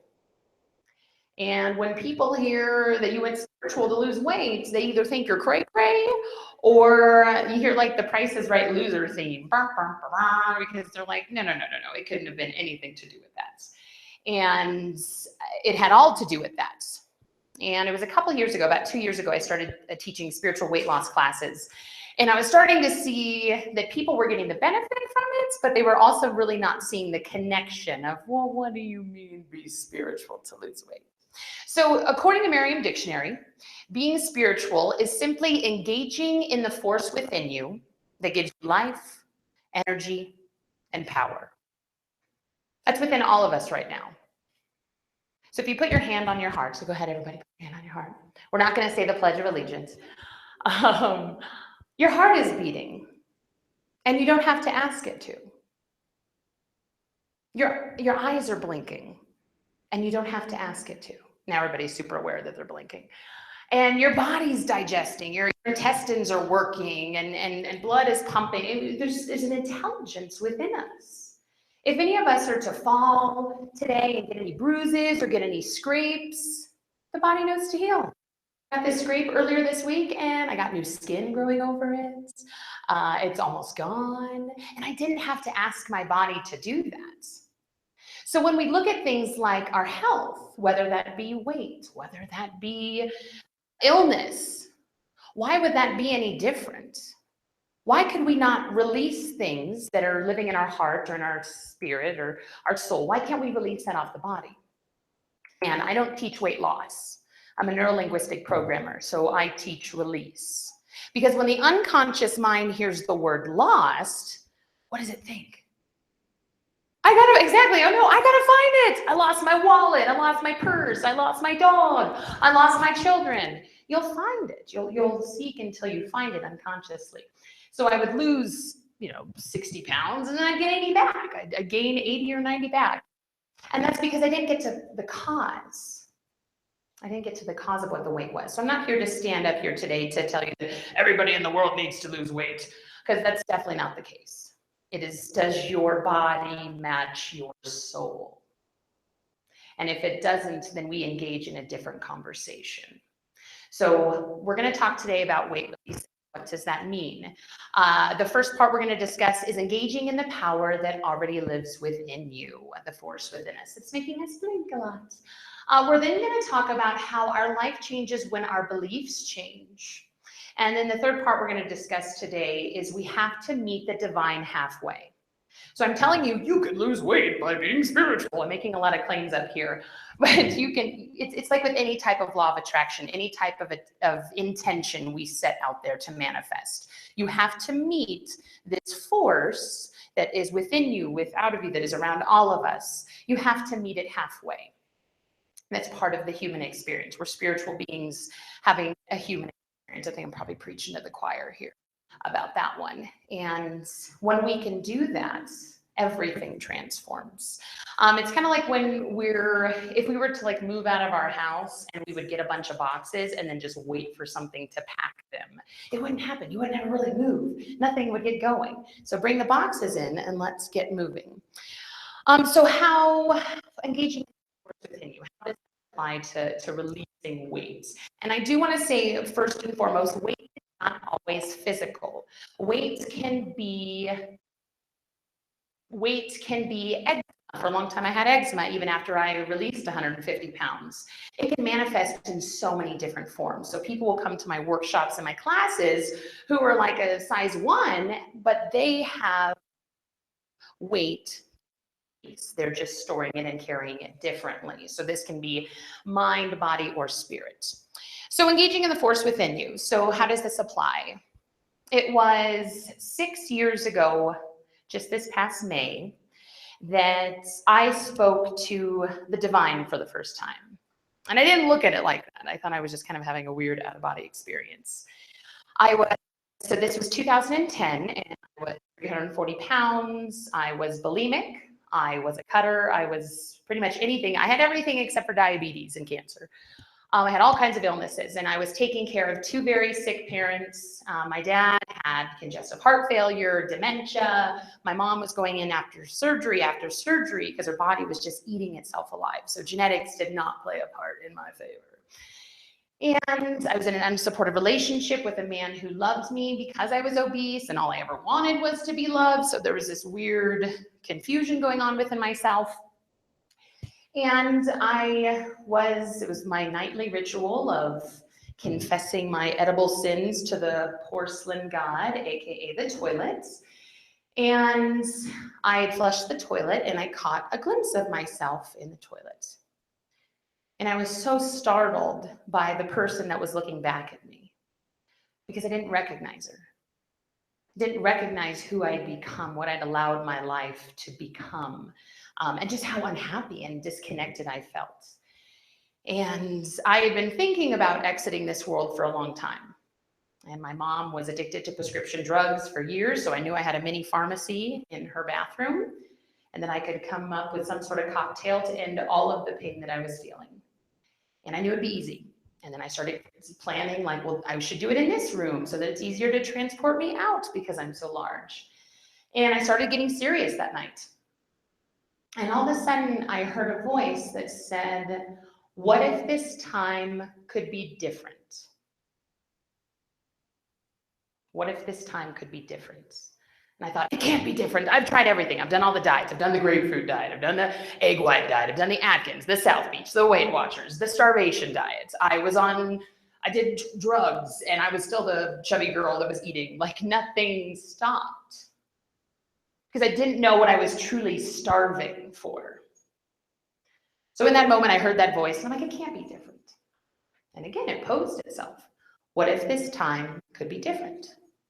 And at the time I was atheist, so I was just like, okay, well, my mind's clearly gone over the deep end, and I'm hearing this weird voice, and it was persistent. And what felt like a 3-hour conversation realistically was probably like 10. You know how those moments go, where you're like, it just kept going. And so I started listening to it, and I'm like, well, okay, well, what if this time was different? Even though I didn't believe it could be, well, what if this time could be different? Well, what would that look like? Was what the other saying came to me. And I thought, well, I can walk my driveway. I lived at the end of a very long driveway in Southern California at the time. And I was pretty sure I couldn't make it to the top. So I'm like, well, maybe I could start walking my driveway. Maybe I could purge my kitchen of all the unhealthy food.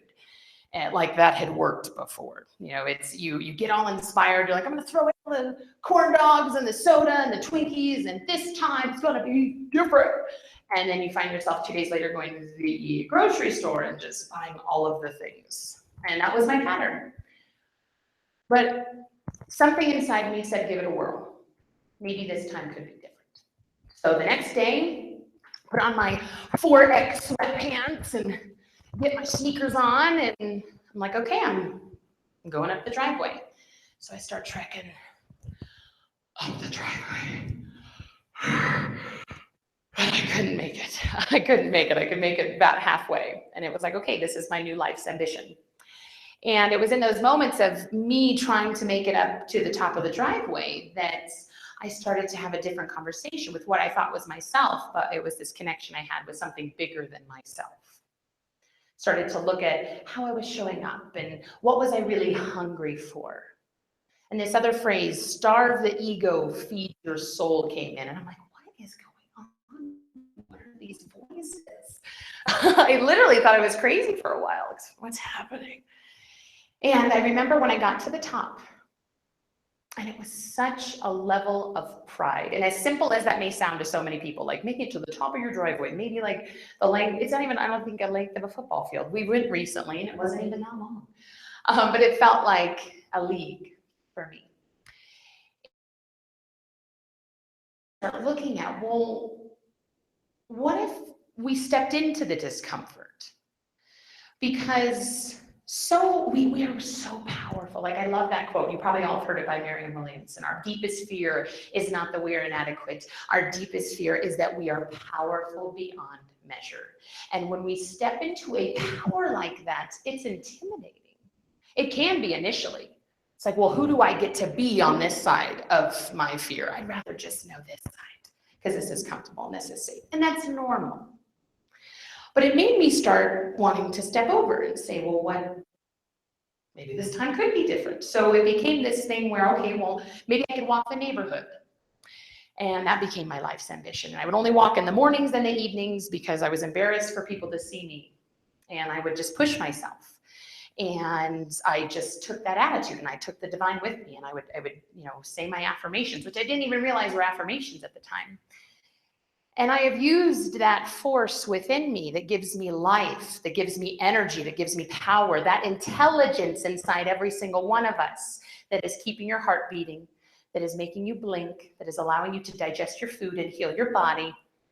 I utilized that power. I met that power to take me around the block. That allowed me to walk my first 5K, which took like an hour and 40 minutes, and it's 3 miles. But I was like, I'm going to do it. And even if I feel ashamed, I'm going to do it and I'm going to keep going. And that took me all the way to last year doing a half marathon and starting to now do obstacle courses. So I don't tell you this to impress you. I tell you this to impress upon you that most of us in life are playing small. That we're pure potential. The power that lives in every single person in this room, and everybody that is watching us live, is unbelievable. And when we can just meet it exactly where we are, so great, you can't walk your driveway. Start there. Okay, great. You can't pay your bills. Start there. Start small. You have to start somewhere. And it allowed me to realize that the body will release what the mind is ready to. The body will release what the mind is willing to. Because I went into trying to get healthy and release weight so many times, and I felt ready, but I wasn't willing. And there's a very big difference. There's a very, very big difference. And I remember the first time during this process, I joined an aerobics class, and that was a very awkward experience because at the time I was still 300 pounds, and everybody's like a size strong 4, and they look great and they're killing it. And here I am like, I can barely do this. And I was like, but I'm gonna do it. I'm gonna give it my all. And I'm going through the exercises, whatever they were. And there's mirrors because it's a gymnasium. So there's mirrors all around me. And I caught a glimpse of my 300-pound self, because I was probably about 295, 300 pounds at the time. And I caught a glimpse of myself, moving and sweating. And it was the first time I ever saw myself. Not my physical form, not this body that is my vehicle, but I saw Eve, who I was born to be. Shimmery, bright, colorful, fun. Not the girl that was beaten down as a child emotionally, not the girl that had gone through various different abuses, but the woman that I was born to be. The curves and the excitement and the curiosity and the tenacity.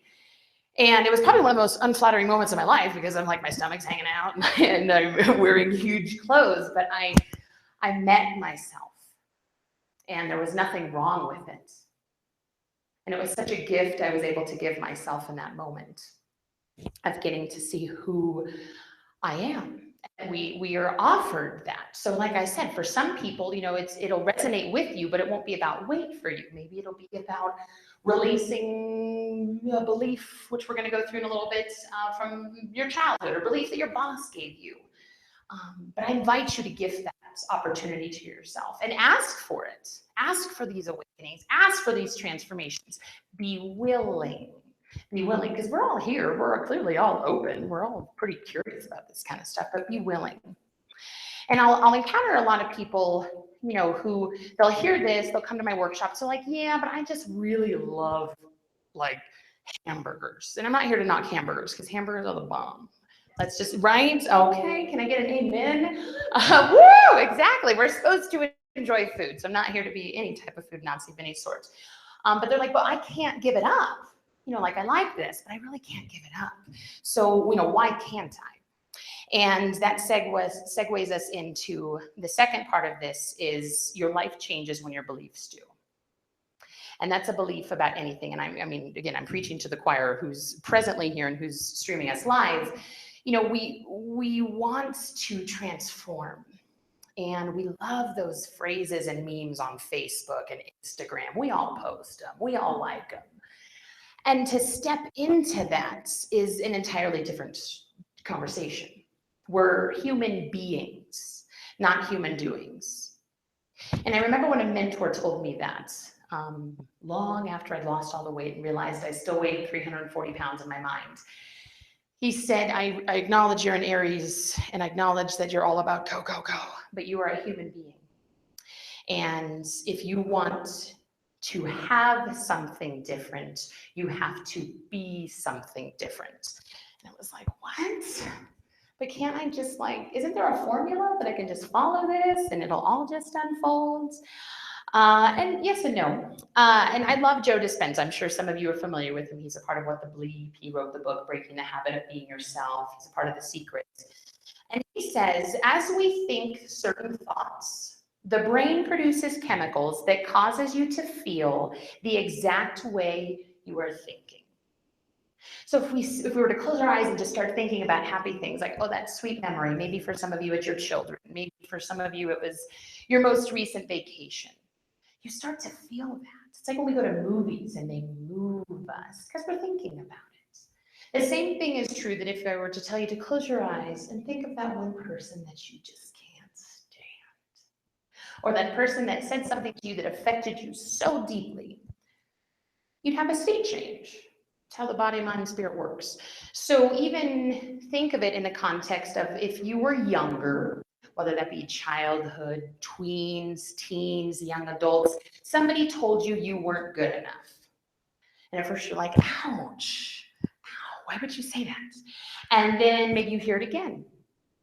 And then you hear it again. And then you start questioning, well, maybe I'm not good enough. Kind of like the same, it's like the quality of our life is based a lot of the way in the quality of our questions. So it's the same thing as, what if this time could be different? We're entertaining an idea. Maybe you're not good enough. So we're constantly rehearsing this belief. We're going to start feeling it. So the neurochemical relationship between the brain and the body, once it feels that way, begins to relate to that. And so then we have this loop of feedback that we then call our state of being. So if we are constantly reminded that we're not good enough, that we're not smart enough, pretty enough, qualified enough, if we rehearse that, it's going to store inside of you, even on the cellular level. That's why I loved what Patricia a little bit ago was starting to talk about, like cellular memory. There are studies now showing that Holocaust survivors, their children and their grandchildren are more susceptible to PTSD and anxiety because of what their ancestors went through. So how are these beliefs that we're carrying are any different? I went through, it was at one of the metaphysical fairs about a year ago when I met someone, and they had me go through a past life regression, and this was like 2.5 years ago. And I was like, I don't know if I even believe in this stuff yet.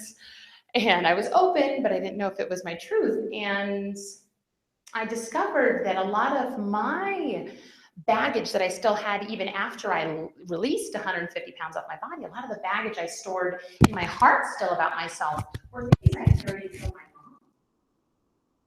That it was her being left at 15 when my dad was 23, they got married. It was him leaving her for 2 weeks after they got married. It was a lot of those insecurities and a lot of that uncertainty. And it resonated. It was fascinating. I met Bobby Joe, the lovely one of our lovely Estes. I met her, we were Bobby Joe. I met her several years ago. She's such a gift to the world, a gift to my life. I met her a few years ago, and she asked me to do spiritual weight loss sessions. I'm like, oh my God, how am I going to do that? And so this woman came to me, and she said to me that her weight was from a past life, and she just didn't know. And I'm like, oh, I'm very new to this. I am a life coach. I am not a past life regressor, but I'm open. So I was like, okay, well, let's give this a whirl. So I sit down and, through just getting her into meditation and exploring things, we discover that her weight started several hundred years ago, in her belief that it started several hundred years ago when she was a baker in France, and she had such a successful bakery.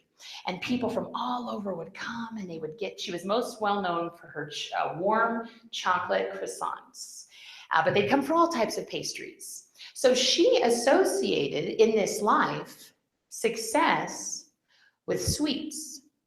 So for a lot of us, like, oh, I know exactly where my, limiting beliefs are with food. For her, it was, yes, in the past, but it was hundreds of years in the past. So a lot of times when I talk release with people, it's not just in this life, depending on, where you're at in your journey and what you believe.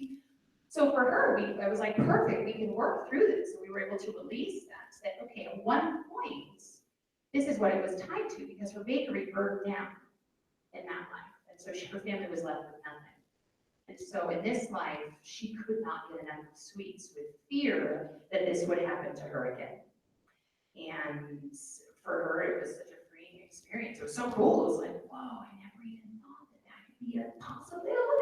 What? This is so cool. Not cool for her. I'm not able to release it, but it was fascinating. Again, so I explain that to you and provide that to you because I want you to know that if there's something going on in your life, I just don't know if it's really here. It could be before. And for her, it was interesting because she posed an idea to me and she said, well, the weight is the only problem.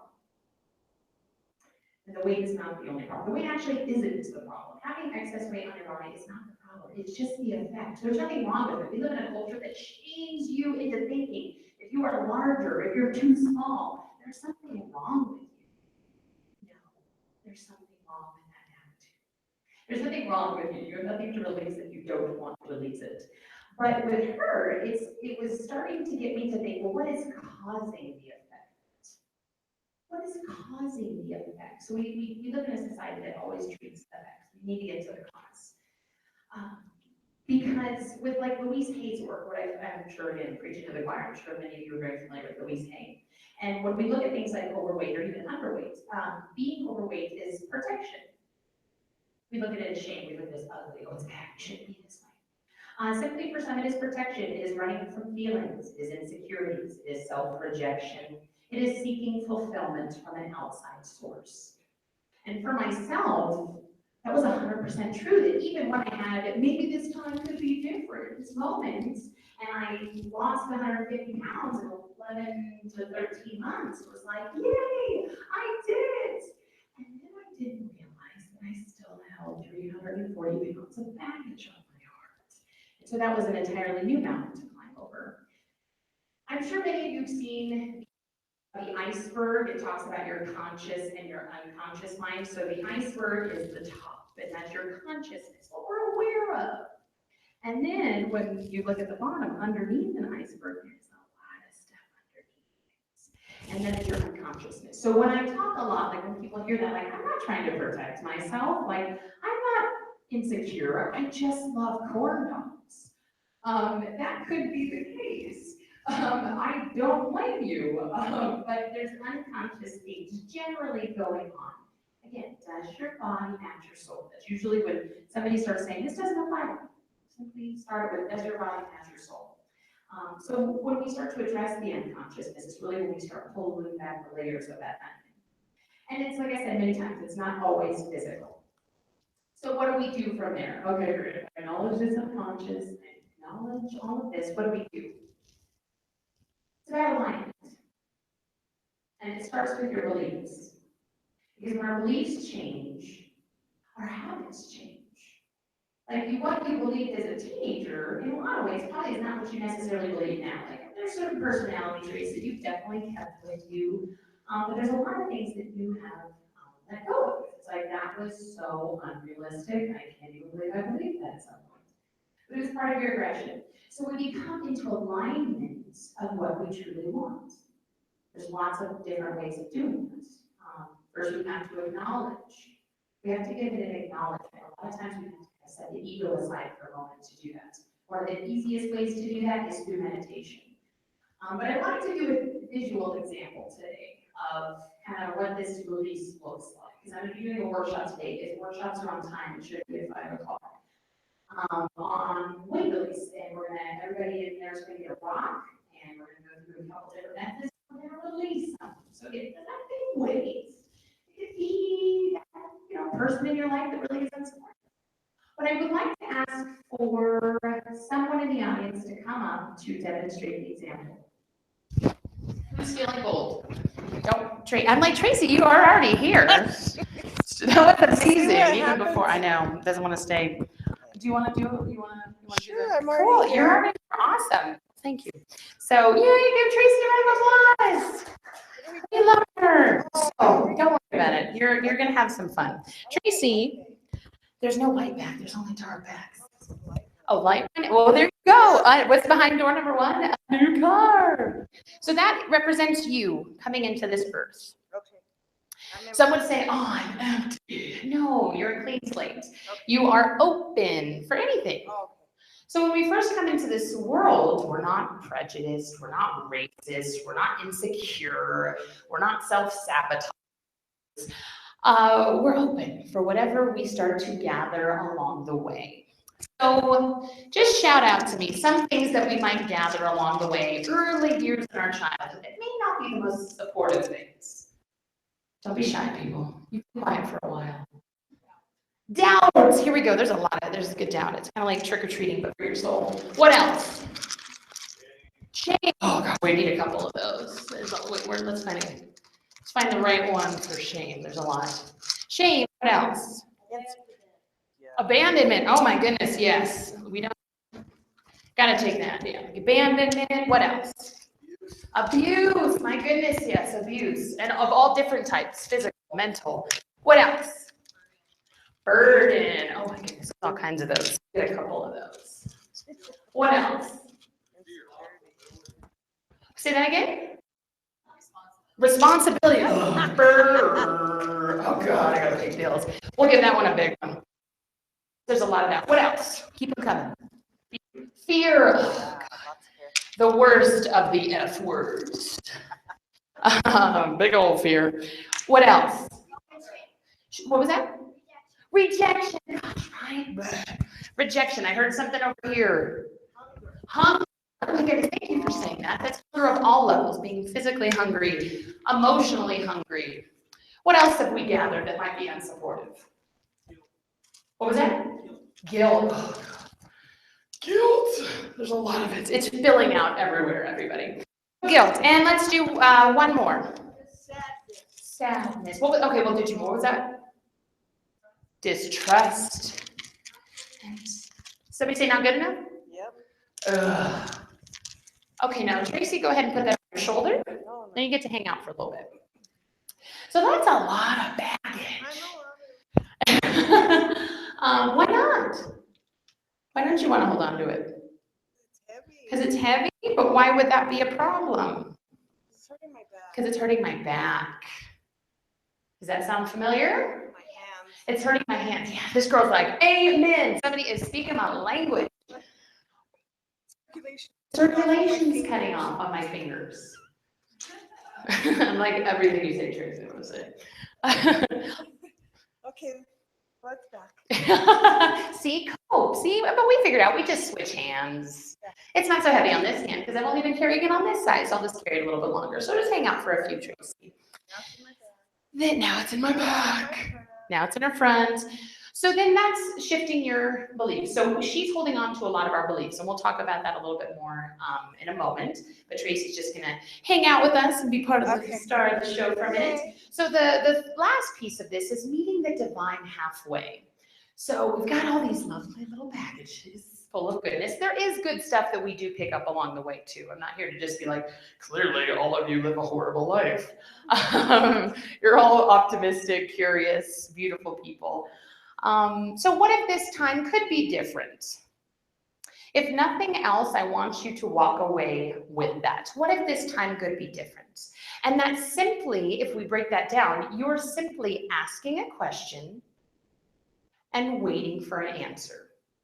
So you don't necessarily need to start posing that question. If it resonates with you, take it with you. But what is the question that could change your life? What is it that could transform you? So it's kind of like that moment when, you know, what if this time could be different? And that came to, so if I would have taken this approach, what if this time could be different? And then I call one of my friends, I'm like, oh my God, I had this amazing, like cool awakening moment. And this question came to me, what if this time could be different? Like, isn't that crazy? Yeah, what if this time could be different? Wouldn't that be cool? It'd be awesome. But I'm not gonna do anything about it. I'm just gonna wait for this time to be different. We've all done that. The present company included. I feel like I have my PhD in it, of waiting and just waiting for it to happen. So what I mean by meeting the divine halfway, we set intentions, we state affirmations, we say incantations. And what does that look like? So for everybody, theirs is a little bit different. Before I jump into that, how are you feeling, Tracy? It's still heavy. It's still heavy? Or are you feeling it? Now I'm using both arms. Oh no, so she's a little bit stronger now. All right, we'll have you wait a little bit longer, just a little bit. All right, well, what I'll do for you then is, so you know how we all read like spiritual books and self-help books, I'm sure again, preaching to the choir, that, you know, remind us to be grateful for everything in life, that we should, you know, just these things were given to us and be happy and just keep doing what you're doing because eventually that transformation is going to come. I'm going to give you a little bit of artificial happiness. Yay, now I've balanced it out. There you go. Just, you know, you're supposed to, you just, maybe one day this stuff will change. You know, we're just going to wait for it to happen. So I will give you an example of what meeting the divine halfway looks like, and then maybe we'll give Tracy a break. So I originally, in 2012, I started working for Tony Robbins. I'm sure you've probably seen him on Netflix, and he's the super tall guy that talks really loud, all about outcomes. And at the time, when I was going through the coaching department, they had asked me to come up with my own affirmation and incantation, as he calls it. So they were like, trust the first one that comes to mind. And mine was, and it came to me out of nowhere, I'm on the Today Show now, December 15th, 2013. And I was like, what the heck? I've never even watched the Today Show, but I'm gonna trust it. So, and that was our thing. It was for months, just keep stating your affirmation. So I used to drive like, I don't know, 30 plus miles to the office and 30 miles back. So every single day, I'm on the Today Show now, December 15th, 2013. And I would just say it and say it and say it in the shower, in the bathroom, in the car. I had it on my desk, everywhere. And That was kind of the belief, like, well, maybe I could be on the Today Show. I mean, I'm just working a job at a corporate office. And I mean, usually people only get on the Today Show if they maybe like murdered somebody or invented something or just did something really big. I'm like, what am I going to do that would get me on the Today Show? I don't know. And at the time, I really wanted to start really pursuing Inspirational Eve. So I'd be stating this on a daily basis. And then I started thinking, well, maybe I could do this Inspirational Eve thing. Maybe I could write it. Maybe I could actually do the workshops. Maybe I could start being all the stuff I'm talking about. I had this fascinating moment in, it was August, so it was 3 years ago this month, where I put in my 1 month notice with Tony Robbins, and I'm like, I'm moving to Denver because I've always wanted to, and I'm pursuing my career. And I did. Somehow I raised $7,000 and I moved here. And then December 15th, 2013 came along. And I was on a walk in Denver, not in New York, not at the Today Show studios. And I felt so stupid. And knowing my personality, I was probably crying a little on my walk. Because why did I even bother? Why did I even do these affirmations? It didn't come to fruition. And right around that time, my phone buzzed. And I checked my email, and it was from the Huffington Post. And they wanted me to be a guest on their show, HuffPost Live. And from that day forward, it had created a relationship I now have with the Huffington Post, where I'm on their show, I write for them. So I tell that to you again, to impress upon you that sometimes we have to meet the divine halfway. That I didn't necessarily believe I could be on the Today Show. So the divine's like, oh, okay, I get you don't believe you can be on the Today Show, so it's not going to happen because your habits aren't going to follow and align to that belief. But I'm going to give you what can meet you halfway. So the energy that I'm willing to put in, the divine is willing to put back in with me. Nothing in your life is any different from that. Nothing. We have to meet it halfway. How are you doing? Let's give Tracy a round of applause, everybody. She did awesome. It's happy, right? Thank you, Tracy. You're awesome. And that's what we're doing every single day when we don't go. So you beautiful people, you're here today to, maybe you're just curious. Maybe this is a level of hunger for you. Maybe this is you wanting a release of some sort. Maybe this is a transformation, an alignment. Whatever it is for you, I hope you reach it. And I want you to know that it's possible. And I'm going to take one of these pieces of rocks. And I will end this with you. So for those of you who are interested, I am speaking at 5 o'clock. If you're like, hey, this wasn't too shabby, let's see what an actual weight release is. Come on down. Let's have you come to the workshop. I have a fun coloring page for you because that is a waking meditation. And we'll talk a little bit about that. Everybody will get one of these nifty rocks. I had the privilege, I will leave you with these two things. I had the privilege of going to see Wayne Dyer 3 years ago in Denver at the I Can Do It Summit. And he talked about the mountains. And for those of you who aren't live with us, who actually aren't here, we're surrounded by mountains in beautiful Estes Park, Colorado. And he spoke about the mountain. And when we go to these mountains, it's such a transformational experience. There's something different about the air up there. And when we take a piece of the mountain, we call it a rock. And it's like our souvenir. And then we as human beings are no different than that. So this rock is of the mountain. Maybe not that beautiful mountain over there, but it is of the mountain. And that we as humans are no different, that the mountain represents the divine. That we are made of, this rock is made up of the same particles as the mountain that it came from. We are made up of the same particles of what we have come from. Call it God, call it the divine, call it source, call it Buddha, call it your unconsciousness. It is whatever resonates with you. But that we are no different. And for those of you who are curious about your transformation and your release, but you feel resistance, I leave you with my favorite quote. And that is, when we get to the end of all that we know, faith is knowing one of two things will happen. Either a path will unfold before you, or you will learn to fly. So I invite you all, in whatever your journey looks like, to learn to fly. So thank you all so much for having me. I have information about my workshops and about my programs if you're interested out in the lobby. And I will be speaking, Inspirational Eve will be speaking at 5 o'clock. Thank you all so much. Awesome.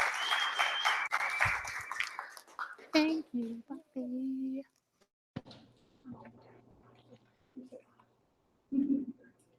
Yay! Another round of applause for you, Parker, everybody. That was awesome. There's the old burden and some other stuff over here. Thank you. Oh, yeah, shame. Yes. Shame, yeah, get rid of that. So we'll take about like a 7-minute break, and then we'll be back for our next speaker. Awesome. Great, great. Thank you very much.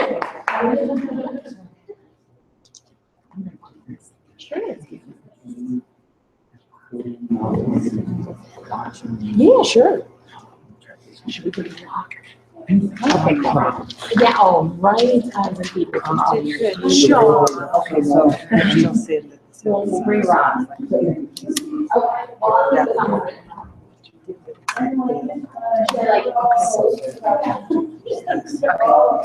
So I'm like, okay, now if I just gotta keep it on there because you're That you went? That you saw? Yeah, it popped off.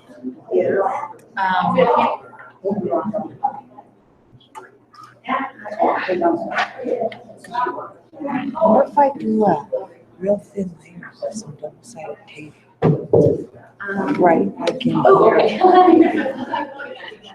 wonder if we could put some double-sided tape in there. Do you have double-sided? I have regular. Oh, and we have your papers. Oh, and I have some signatures. Did you see your papers? Surely you have to meet Garrett. I want you to fix his back after I told him to fix mine. Sure. She knows. Yeah, I'm happy to see the jewelry I make. She's the Matrix. I know. Yeah, she has awesome jewelry too.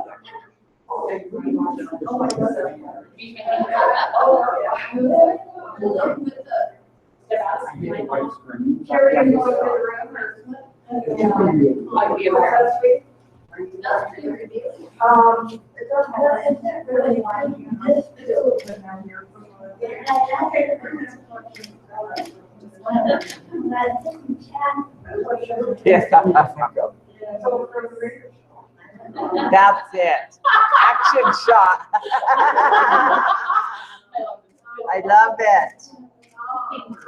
Do you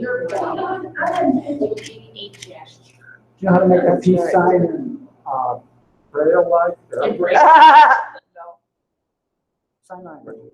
Oh, there you go. I know, I was like, how do you learn Braille? I love learning new things. Just make a bunch of bumps. That's a hell of a color. That is a hell of a color. Different speaker. She's on first. Can you grab your lock again? The lock? Yeah.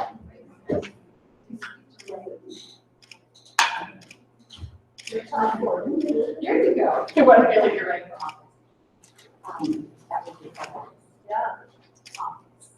The reason I don't like coded compliments. And why I will not. Madam President. The meeting is adjourned. Yeah.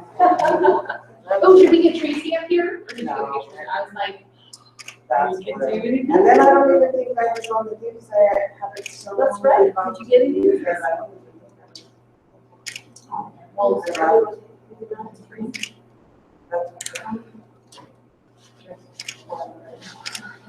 Tracy's turn. I go. Should I use the rock? Are we good?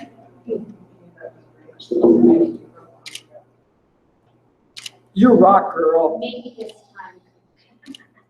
That's right. I sure hope this came out. Right, or I don't know, you got a lot of really great curry photos. Oh my goodness, yes, of course. And where do you live? I'm in, Denver, like Lakewood. Take a picture of This way. Okay, but I think you're, what's your name? My name is Laura. Laura, I'm a hunter.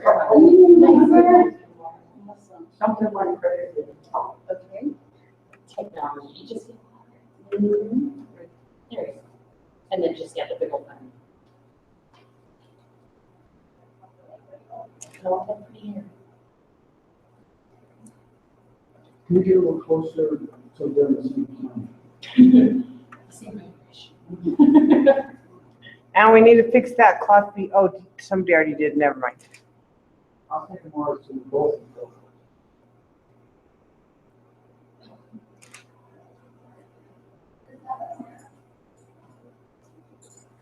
Harder cow, I think, off the eyes of all the single one. Really? Photographer. Yeah, but see, the thing about a photographer is. I can't make your eyes open. Other than the video. There we go. Can't make your eyes open. Can't make your eyes open. I can't make you up if you're a slave. That's right. Wish I could. Yeah, I'm really, and I practice. Here. So we're, yeah, Colorado, where are you? Oh, we're from San Diego. What? Yeah, we're in Orange County. Yeah, like I'm right there, orange test, orange. But I would love to have and perhaps share your story and inspire like Yeah. we're going to be having a conference coming up in November, but I'm thinking because we're pretty maxed out on the workshops, but can I get your contact information? absolutely, it's like parts of there. Do you have it in its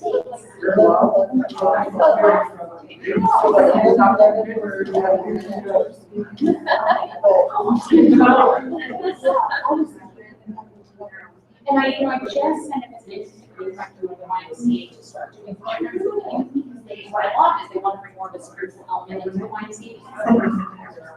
And ultimately, we just need to learn to love ourselves. Everything else will figure out. And especially for you, young girls that need that space and element. There's nothing wrong with the social comparisons. I would be honored, my goodness, if that's my stop. Thank you. So you card? Yes, they should,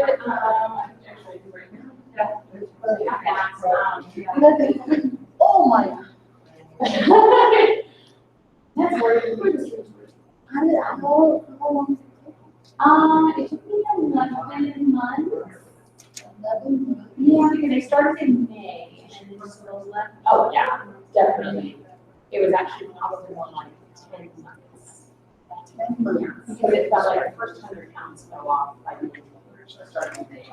And by December, I was size like 30. And by January, I like what you're doing, like, I can switch up cards.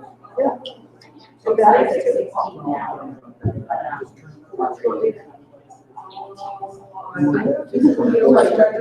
I just started literally and it took me a while. Like half an hour. I started in that first night and that it was like I walked because it was like half the driveway and I walked half of it and I come back and it was like later that day and I'm just gonna give it a look.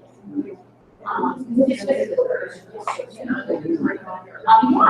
that would take the year. No, I never. It was like a big thing going on. You gotta get it set. Okay. You want to be like real. Sit right here. Oh, good, because I told them, let me know if I'm going on. So I just like. Awesome. All right, we'll grab them in just a little bit.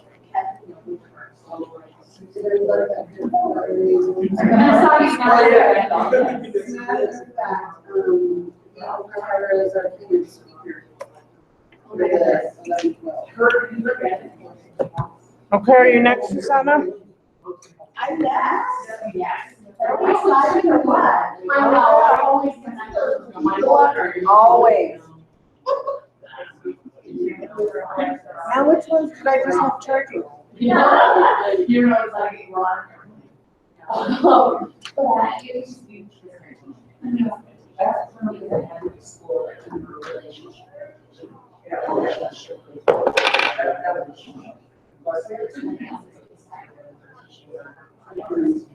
Really, but she had Yeah. with regards to the psychology. Definitely mental. And, for those spiritual, I mean, I've never tried. And that's what's so weird to me, is like, I don't know if you're just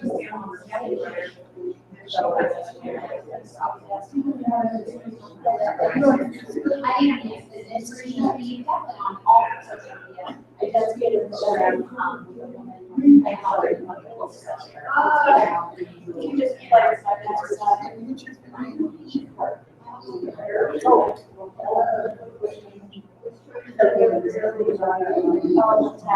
There. It's not, I saw you at breakfast today, and I just thought so wrong. Yes, you were there. And I haven't slept in like 48 hours. Yeah. There you go. So that's. Here, I'm like, okay, I can do that. That's fine. And yeah, tell me where's, what's to do, whatever. Just said to just wait, drumming, I guess, will happen, I guess you know all this. Yep. And that is perfect. So how's it going? How's that today? I'm having a blast. Things are going so much more smoothly than they did last year. I'm like, good. Thank you. That's all I have. You know, when you do it the first time, it's like, I'm just so frantic. just getting the kinks out, trying to figure out how it flows and how it moves and Or even what I needed. and like not to that. be distressed, you know, just. To just flow and know that it's okay. Everything's all right. Nothing's ever perfect. I'm well, it's in perfect alignment with however it was laid out like that. That is often not what we see as. Exactly. It was somebody's plan. Exactly. This is my section. It is. But yeah, I it's love it. So.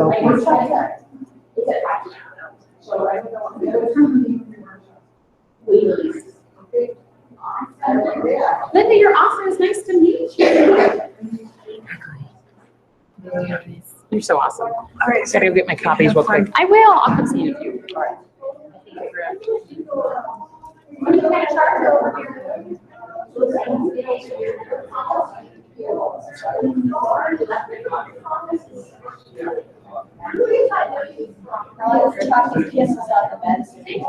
I know, I don't know who did that, but that was cool. I'm like, sweet, everybody wants. So awesome. On the altar. That's the altar.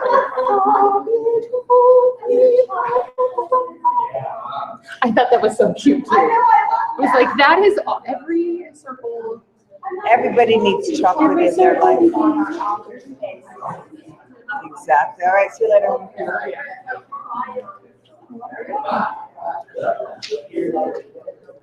So, Jen said that the times for the presentations all got pushed back an hour. But is that the same thing with the workshops this evening?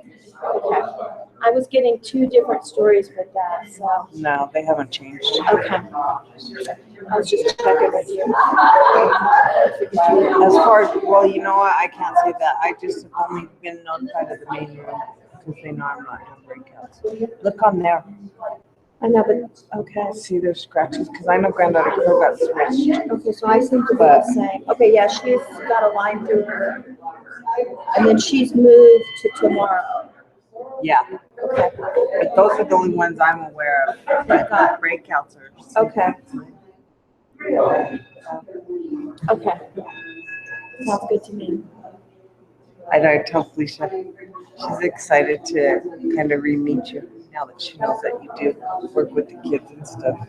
Yeah. And the thing with the kids kind of comes and goes. Kind of interesting, but they're always like in my awareness, you know. Mm-hmm. They're always in my little scope. Yeah. Yeah. Oh, Ronnie, the one that you met. Yeah. He is just a handful, that one. That's okay. I was trying to figure out how to hone his bursting energy, because he's empaths people so crazy that it's like It's interesting how he acts out so much on the negative part, but the good part he can verbalize. You know what I mean? How old is he? 8. He'll be 9 next month. He's just figuring it out. And we're just barely figuring it out. I blurted everything out.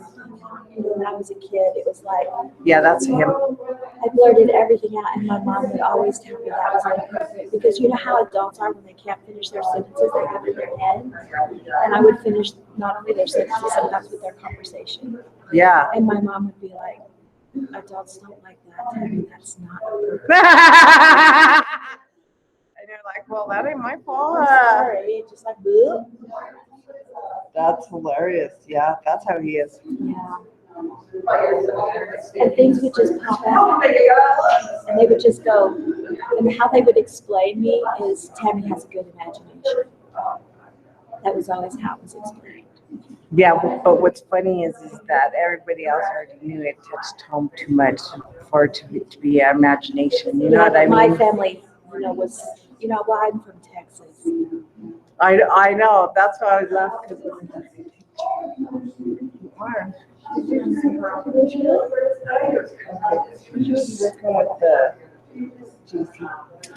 I'm taking a break. There we are. Hi. Where's the kid? Right here. Right there. Hi. So people are seeing us? Really? Online? Yeah, because we run it through just till break. Just live feed. Yeah. Nice. Everybody's like, Like, yeah. And then I put names and all. Yeah, that's Garrett. They can hear you. oh, Say hi. Hi. Miss Nowhere. Yeah, that's all you guys. Miss Universe. Or the royal. Let's see if anybody's saying anything. That's funny. It's like, give some goofy people like I know. I know. It's like, get the hang of it in there. Stir it up. We're playing with the camera. Oh, no. Waving to the audience. They're like, and I'm like, they can hear. Oh, I forget. I keep forgetting about that when I'm talking about stuff that there's like. But it keeps them Have they said part anything? of it. Oh yeah, I just put he's here, but mostly I just was asking about the sound and they were just the little one. Yeah, because when I did it, that's why I'm using this now because they can't hear the speakers. So I have it going straight off of there and they're like, oh now what do we do? It's amazing now. And I'm like, sweet. Oh, good. Yeah. So this is Susanna. You remember her? She's Annette. You remember Patricia, my daughter? She's the one who does the works with the kids. Stuff. How did that go? How did that go? Yeah, it'll be fun. Buddy? Are you out? Really just Safe was really bad. It was even worse than Minnesota. It was like, you know how when they say that a blizzard's coming and everybody goes to the grocery stores, that's how the grocery store was. Oh, they're always like that. Right? Yeah. Holy crap, the stores. There's only like 2 of them. Yeah, it was So, crazy. all the local people and all the tourists. There's nowhere else to go. At the very end of the summer, so. I didn't find I like your little, thank you. any zucchini. I couldn't find them anywhere. And then finally I found a grocer and he was like, oh yeah, let me get some of those from the back for you. I like them. Awesome. Thank you. Some popcorn? Everybody wants to touch it. Mom Joe goes, can I touch it? And I was like, We just do it. We don't ask. I take the birds. I just looked at it. I just kind of touched it from a distance. you touched it. You petted it with I your did. eye. I petted it from a. I love it. Are you up next? Yes, I'm not. Awesome. That's where that little crow and I. I know, that's what I was thinking. I was like, hi. Long to That's why you're like, look at me. That's me. can. I'm waiting.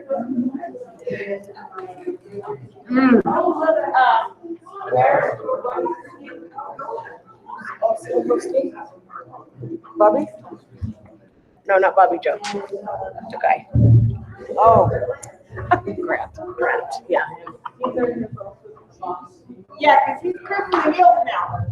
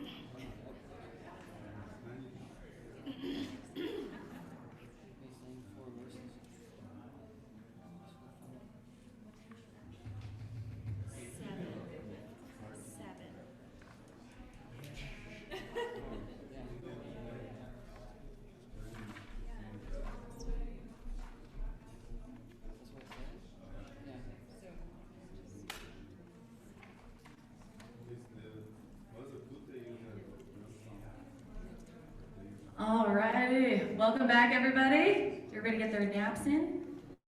Maybe? No? It was that time. So next up we have Susana Magdalena, Tammy Harms. She's a channel and high priestess of Mary, as we know, the Magdalene. She is always looking for correlations when Spirit presents information. She is teaching a workshop this evening at 7 p.m. and it is Journey to the Ancient Lands. So please give her a big round of applause and welcome Susana. Oh, and one more thing. After this one, if everybody could just stick around, because we're going to go right into the next speaker, please. Thank you. Thank you. Right? Oh, Yeah. It's on. Do it. Oh, okay. Okay, I need them both. I'm so glad to be here. When Jen offered the invitation, I was kind of surprised, but excited at the same time, so I'm very excited. I go by Susana Magdalena. I have memories. I have memories of actually pretty full memories of the time of Yeshua and Mary Magdalene. I remember being with them. I remember walking with them. I was female. I remember learning from the Magdalene. I remember being Susana. I was actually a cousin to Mary Magdalene and was part of, I call it the entourage of what moved around with them as they went around and taught. My throat is really scratchy. I channeled a dragon this week on Tuesday, and my throat is still a little not with it. I've had a little talk with him, told him he can't leave me like this anymore. Whenever anything comes to me, I've learned that I have to not only be awake, but I have to be awake to how the information is being presented to me and what the nature of the language is and how they're speaking to me when Spirit comes to me. And this has happened with my correlation with Lemuria, it came in years ago. I'm from Texas, and it came in when I was still there. I was part of a group, and they would get together, and I would be with them, and they would all talk about their connections to Atlantis and how they were all connected through that. And I kept feeling like, that's just not me. It's just not comfortable. And so finally one night I went home and had a little meditation. And I said, what's going on with this? And I basically heard, well, you were never there. So that answered that. So I didn't really know a whole lot about Lemuria at the time, but it was probably a year later. I went to Sedona with my ex-husband, and we were in a shop, and on the shop there were like all these wall maps all over, and of course of Atlantis. And then I was looking at another one, and I saw down in the corner it was Lemuria.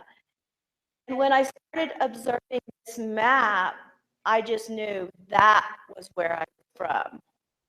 And at the time, it really didn't have meaning. It's come to have more meaning now, and I think that's part of what I'm talking about in regards to this language. Sometimes it's completely for us at the time the information comes in. Sometimes it does, but for me, oftentimes it's an unfolding. It's kind of and it unfolds more. The Lemuria things started coming up again, and now because Magdalene, anytime anything like this comes up, I look for correlations with her teaching because I know that's the language and how it's coming in for me. This happened not too long ago with honeybees. It was like I started getting honeybees and started channeling honeybees, and it was like, well, how does this correlate with the Magdalene? And I started my research and my meditation. There's thought that Yeshua and Mary Magdalene were married and had children, which I believe, and I follow that thought, and that there were a line of kings in France that were the Merovingians that were actually the bloodline. And I found out in my research that on the Merovingian banner standard were fleur-de-lis and honeybees. And it all kind of pulled in together and made sense for me. This Lemuria thing was a little deeper.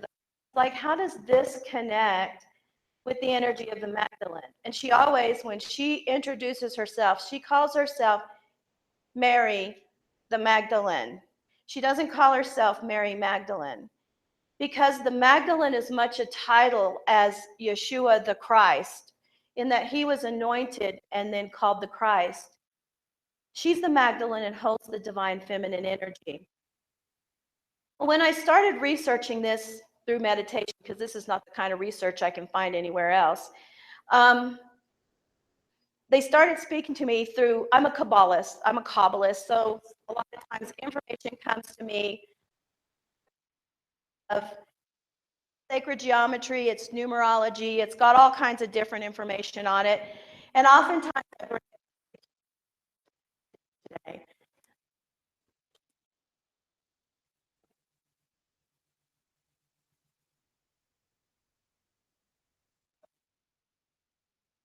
And I was like, okay, that kind of makes a little bit of sense, but I need a little more than that.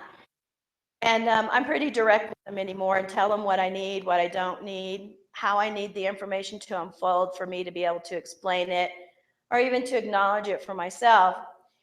And so they started showing me that the energies collected from various places in the cosmos, and they're basically ones who go around and they look for different experiences to be had.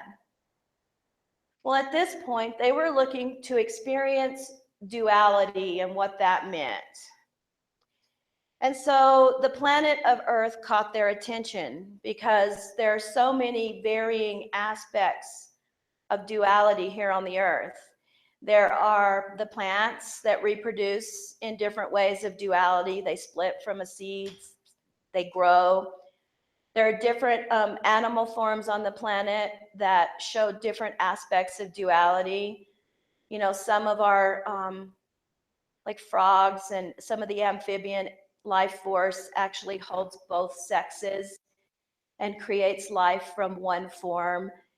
And then they noticed that there were different aspects. Well, what they did was they decided to come here, to go into this too much. They decided to come in from the outer planes into this place because they liked all the different varying aspects of duality.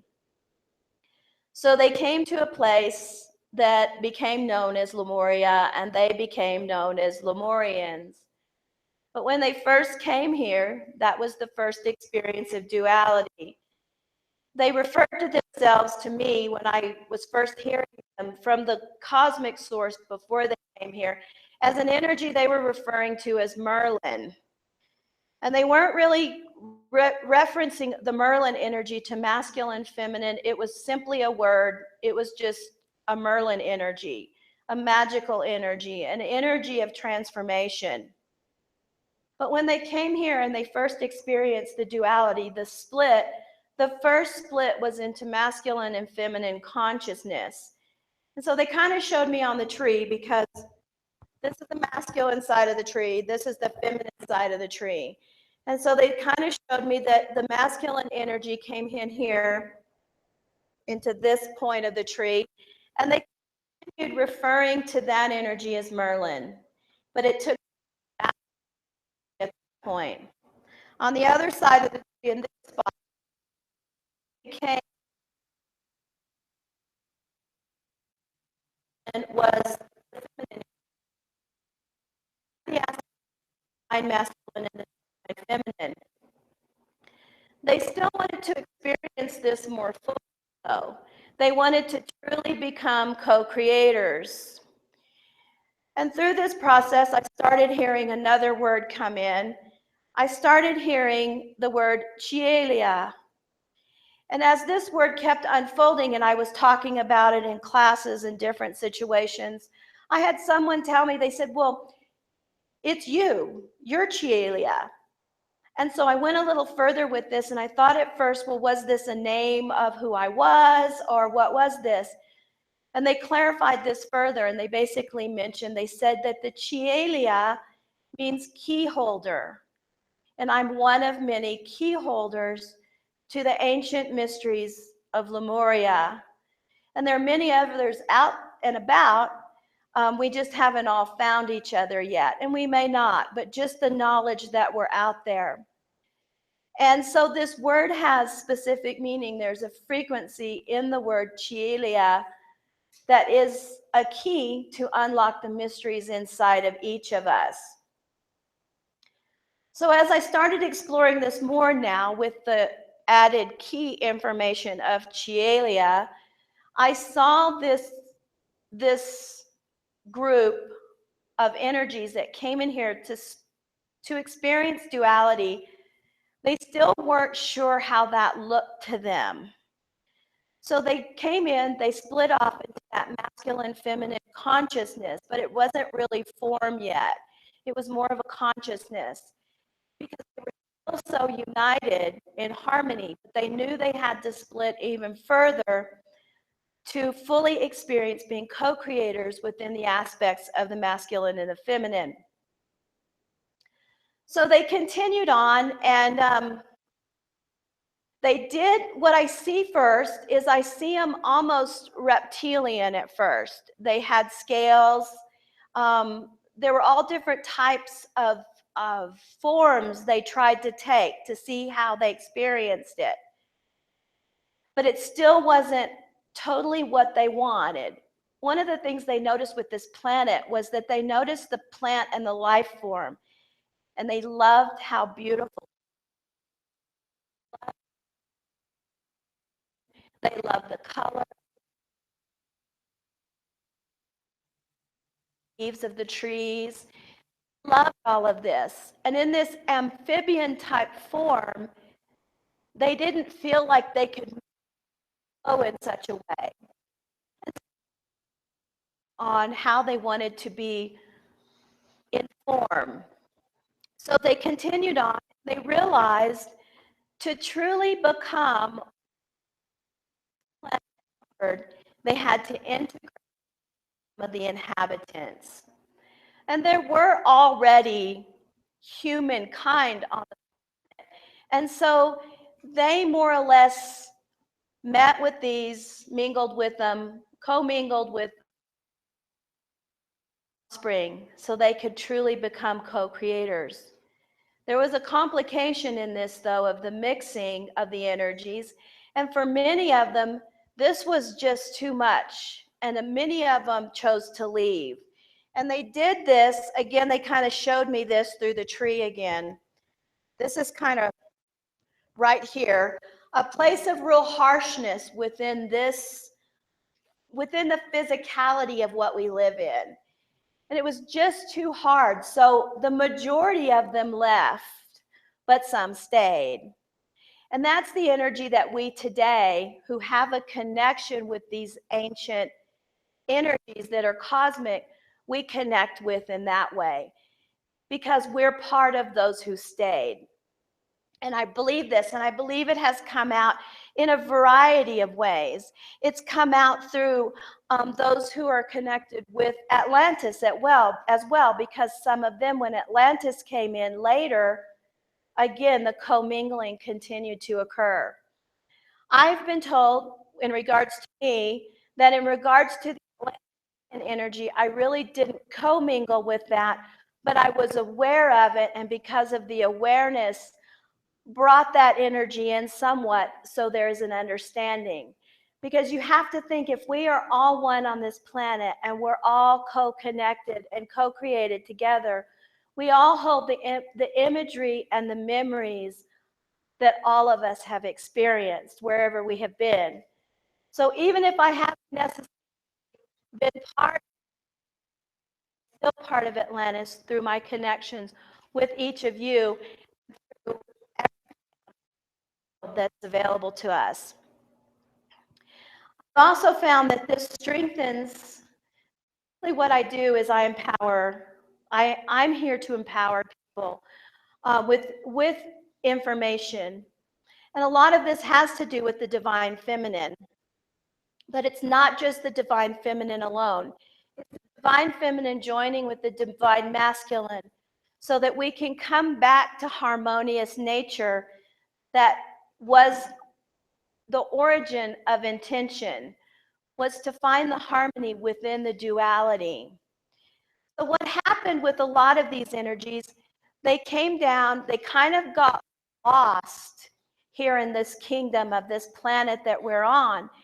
And as the losing of the memories and the losing of the touch of origin continued, it really did get lost. It almost got buried, but it's coming out again now. There are more and more of us remembering who we are, remembering where we came from, and remembering the harmony that we so desired at origin, that we still desire now. Harmony, peace, love, it's the song of now. It's this time, it's this age moving in of Aquarius.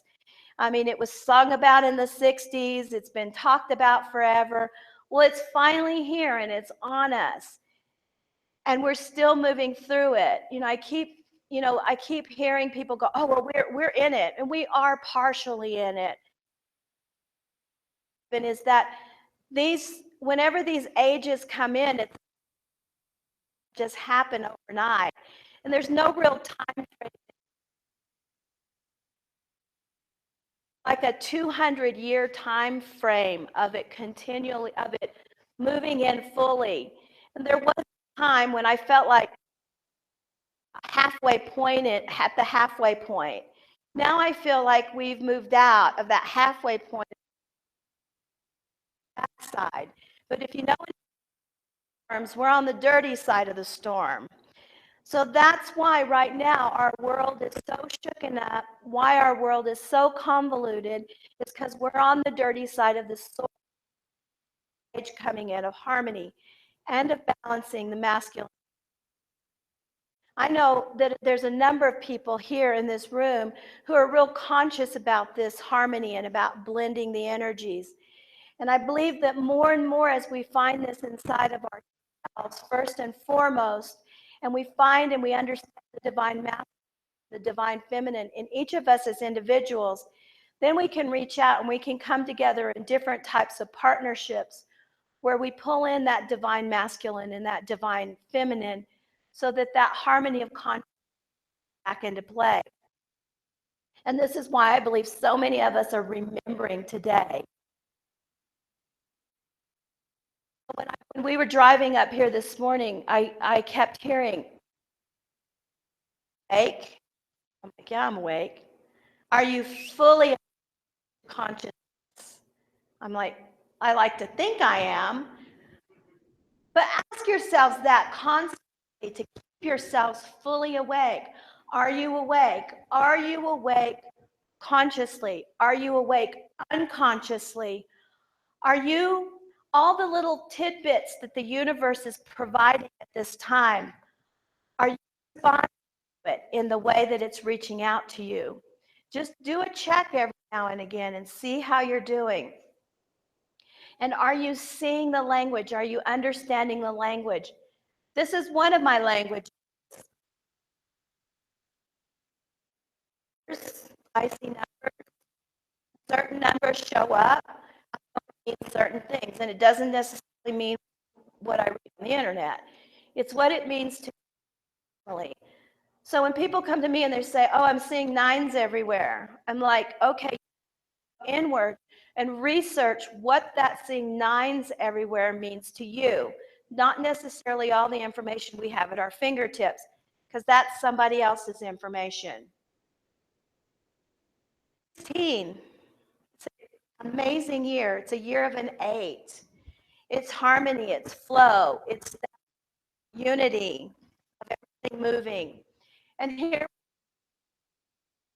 middle of it, and I keep saying 2016 is the year that's asking us the question, what are you going to do with it?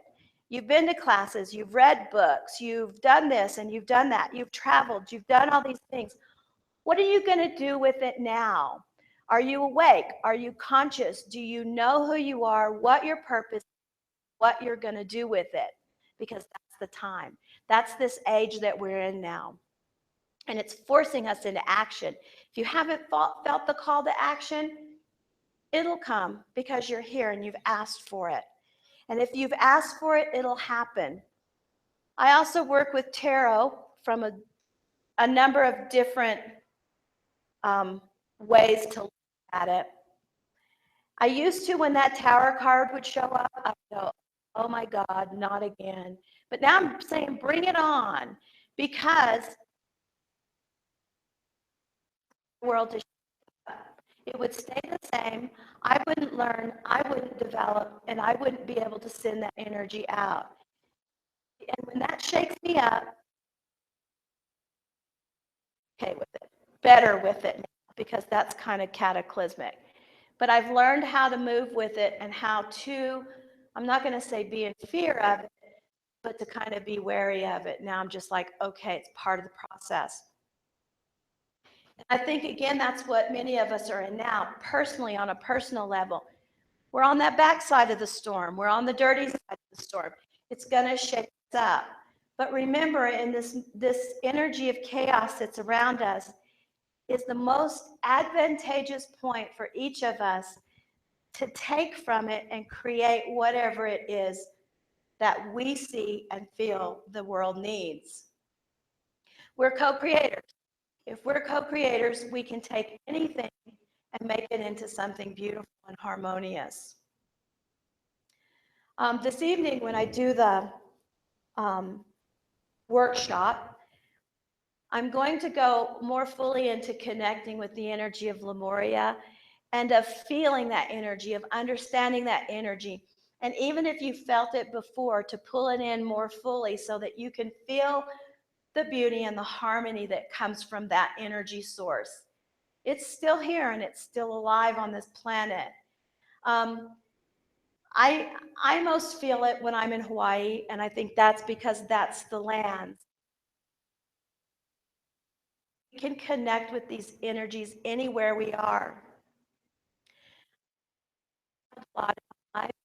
Part of my life, I haven't traveled as much, and I keep thinking, oh my gosh, there's these places I need to go and these things I need to experience because I haven't experienced enough. But I keep being told our heart is the universe. Our heart is our kingdom. We can experience anything that's out there right here if we're open and we're able to keep it open. And that's the harmonious place of bringing together the divine masculine and the divine feminine. For that is truly the energy of Lemuria. And what they consciously wanted to come in with, even within the aspect of duality, to be able to co-create, to be able to bring new life into this world, but to bring it in a harmonious way. So look at the children around you, for they are the future. They are the way to harmony. They are the way to love. And it's only through us and what they see from us as examples that they'll be able to do this. Because they too, even though they're here knowing so much, we've put all kinds of labels on them, star and indigos, we put so many labels on them. But remember that they are here to bring in a new form of consciousness, and that we, people who are older than to this consciousness, we're the bridge to harmony, and we're the bridge to help them know exactly who they are and the role they have to play. Because even though they are so amazing, I'm seeing out in the world that so many of them are getting lost because they don't know where to focus their energies. They don't know what to do with it. They're told they're awesome and they know they're awesome, but they don't quite know what to do with it. And when they lose a foothold, they literally get lost in the energy and they disappear. They either wind up living on the streets, they wind up taking their lives, they wind up doing a number of things because they know how to move forward. We're the bridge to that. We're the bridge to help them and show them the way. We're the way showers. I had a young man come to me last week and he said, people my age, I'm 54. He said, people my age, he sees us the way in. Wave of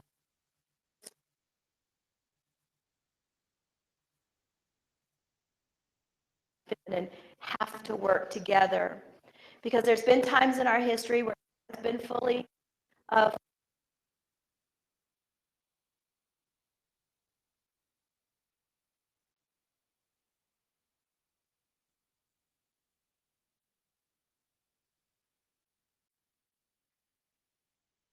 Does anybody have any questions?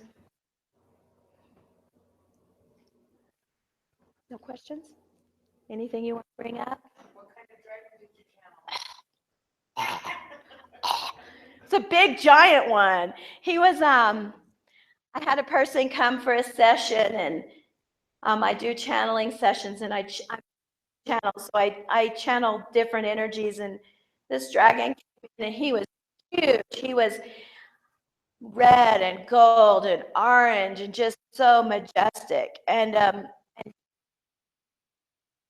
with dragon energy before, but to actually speak energy was a whole ball of wax. And at the end of the channeling, I don't really remember, I just remember what he looked like at the end. He told the person I was channeling for that he's standing on a ledge at sunset, and that's where she'll come. And you, that's a visual of that red and gold and orange. And he was just spectacular. Yay. So dragon energy is amazing. And dragon energy, even though they do show up, like that one showed up very masculine, when the female dragon energy shows up, it's that strong essence of the divine feminine. And they do partner for life. And so there again, with dragon energy, there's that beautiful energy of the joining of masculine, feminine. One, basically what I've been told, what Mary Magdalene tells me, is that when she was in life here with Yeshua, is that he honored her for who and what she was fully. And because of this, she offered him her full respect. So it's a give and take on both sides. And dragon energy, definitely, there's an honoring and there's a respect within dragon energy of working with the masculine and the feminine. So thank you for asking about that dragon. He was awesome. Anything else? Anybody want to bring up or talk about? Yeah. Okay, you bring it on, baby. Yeah, because actually on the tree, it's kind of interesting. This kind of made me understand it a little more. Right here's where the tower lies. It connects these two, and what crosses it is temperance. So temperance is probably the most alchemical card in the deck, and that crosses the tower. So in the case of alchemy, things may seem up in the air right now, but you can do anything with it now. Just pull in that energy of alchemy and make it be what you need it to be. Yay for you. Yeah, you're like, no, but I didn't think that this morning. But yeah, I've come, I don't love the tower card, but I've come to appreciate the tower card for what it is. So, yeah, you. Thank you for being here. I love it when men are in my group. Usually I have a lot of women because of the whole Mary Magdalene and the divine feminine. So when I see men, I'm always like, yay, men, you showed up. I love men. So, don't we all? We love men, and we got to have them. We've got to have them, because even though we may talk about and support the divine feminine, it's nothing without the divine masculine, and all of us understanding who and what we are. Any other questions? Bobby Joe told me where can they find me? They can find me. I have a website, belovedheartsource.com. I have a meetup group called Magdalene Mystery School, and you can find me on Facebook, Magdalene Mystery School. So those are some key places to find me. I have not started doing a lot of my classes online yet, but that's coming, and it's going to happen soon. I was talking about the Ascension integration. That was where I channeled the dragon. I do this via Skype and FaceTime as well as in person. So that's something that I found was interesting and just as powerful. When I was first asked by someone if I could do it via Skype, I was like, okay. I asked and I heard, well, why not? So energy is energy. I think I'm about to wrap it up. And people coming in, it looks like my time's over. So thank you. Evening at 7. Thank you. Thank you so much, Susana. Pleasure. What time do we have right now? Anybody? 4:49. Alrighty. We can do another 10-minute break, and we'll be back at 5 with Nicole Duran, Maya, Debbie Thunderbird. We'll see you guys in a few. Thank you.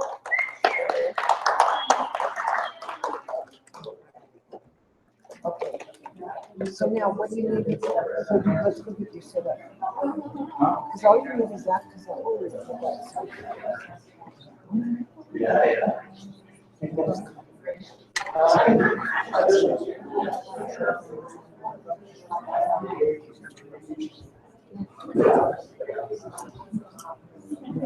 And she, tell her what you just learned, like, start breaking the ice, because really that's I can't really do it, because mostly just from that experience, not yeah. And then they can start seeing themselves and with it. She's the first time. She was like practically having that little panic attack in her own. I had one. She's all right. Got it wrong. They're out there on my headphones. What's a popcorn? No, it's black. Oh, what is it? Popcorn? Yeah. I'm a share, just not at first. You gotta get at least the first half.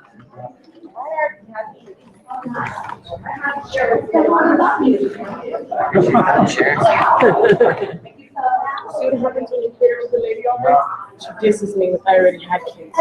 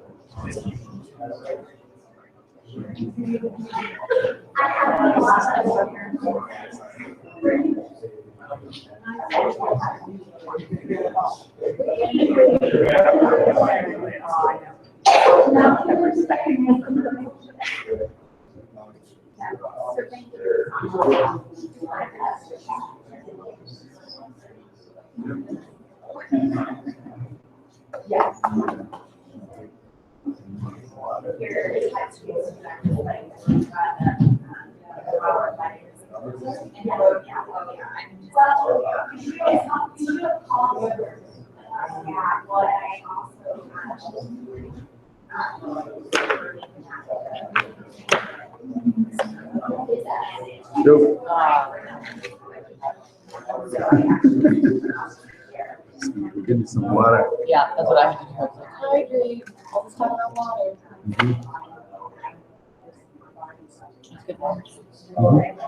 like it.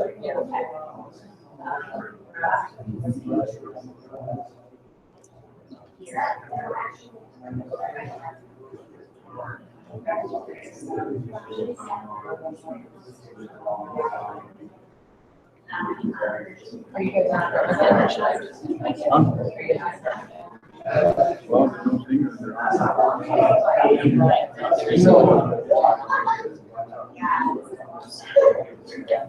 Get some water then. Do you want me to call him in? Yeah. Do you want me to bring that in?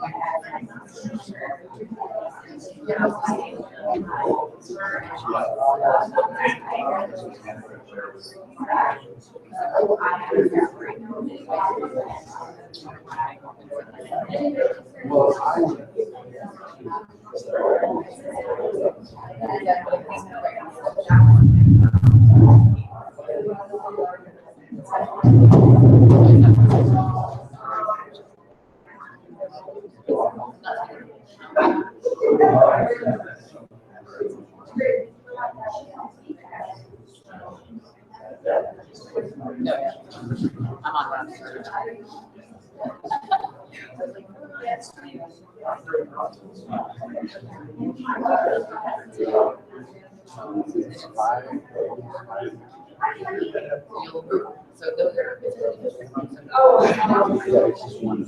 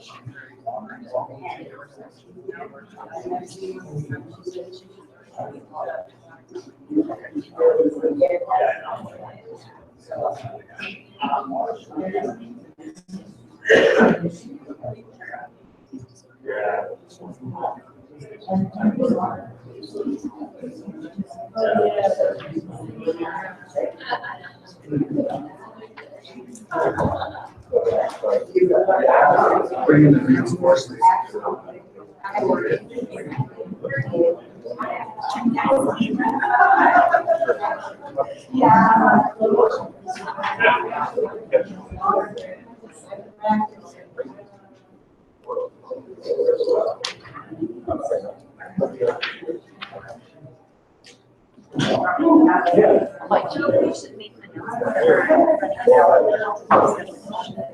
We're still doing lunch after this, right? Because granddaughter Crow's doing lunch, or, yeah. She'll speak after dinner. Okay. Oh, yeah, how does that affect her workshop? I don't know. I'll look.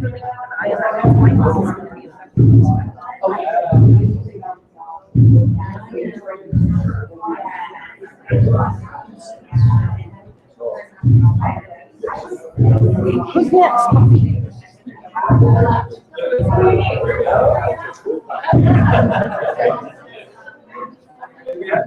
Who's next?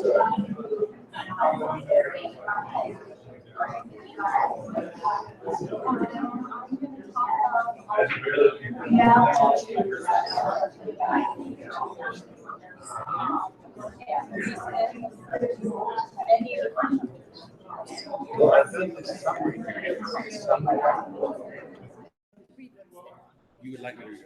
I will. Yeah. Well, that's. Okay, honey, can I start you up? Are we talking? We're just gonna click it.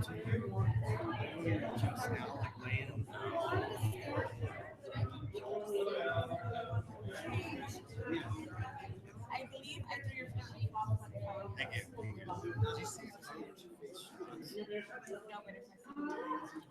Find it out.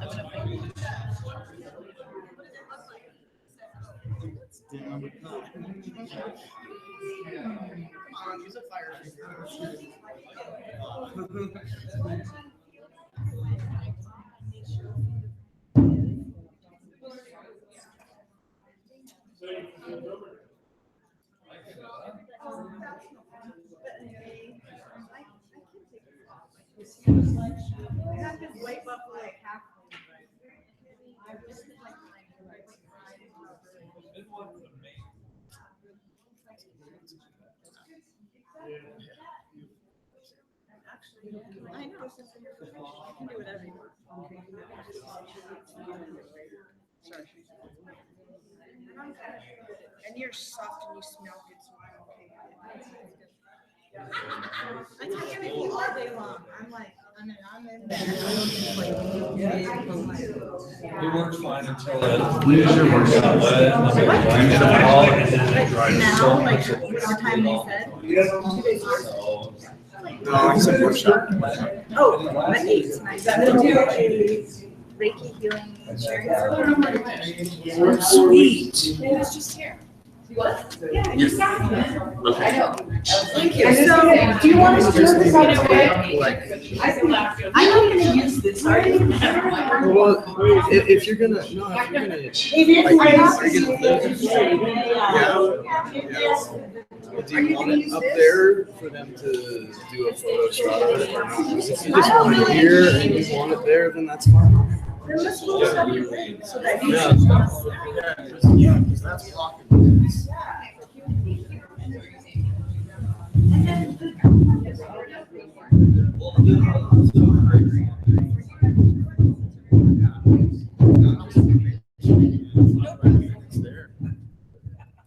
always so hard. It's always the way.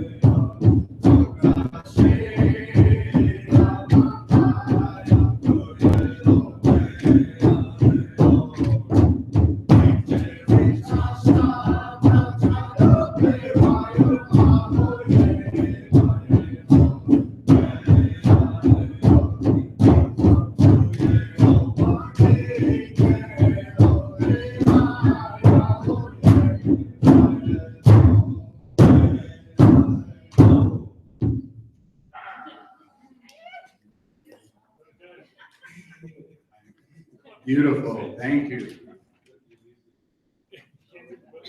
Okay, we want to give a shout out to our live stream people all around the world, including some from Montreal in Canada.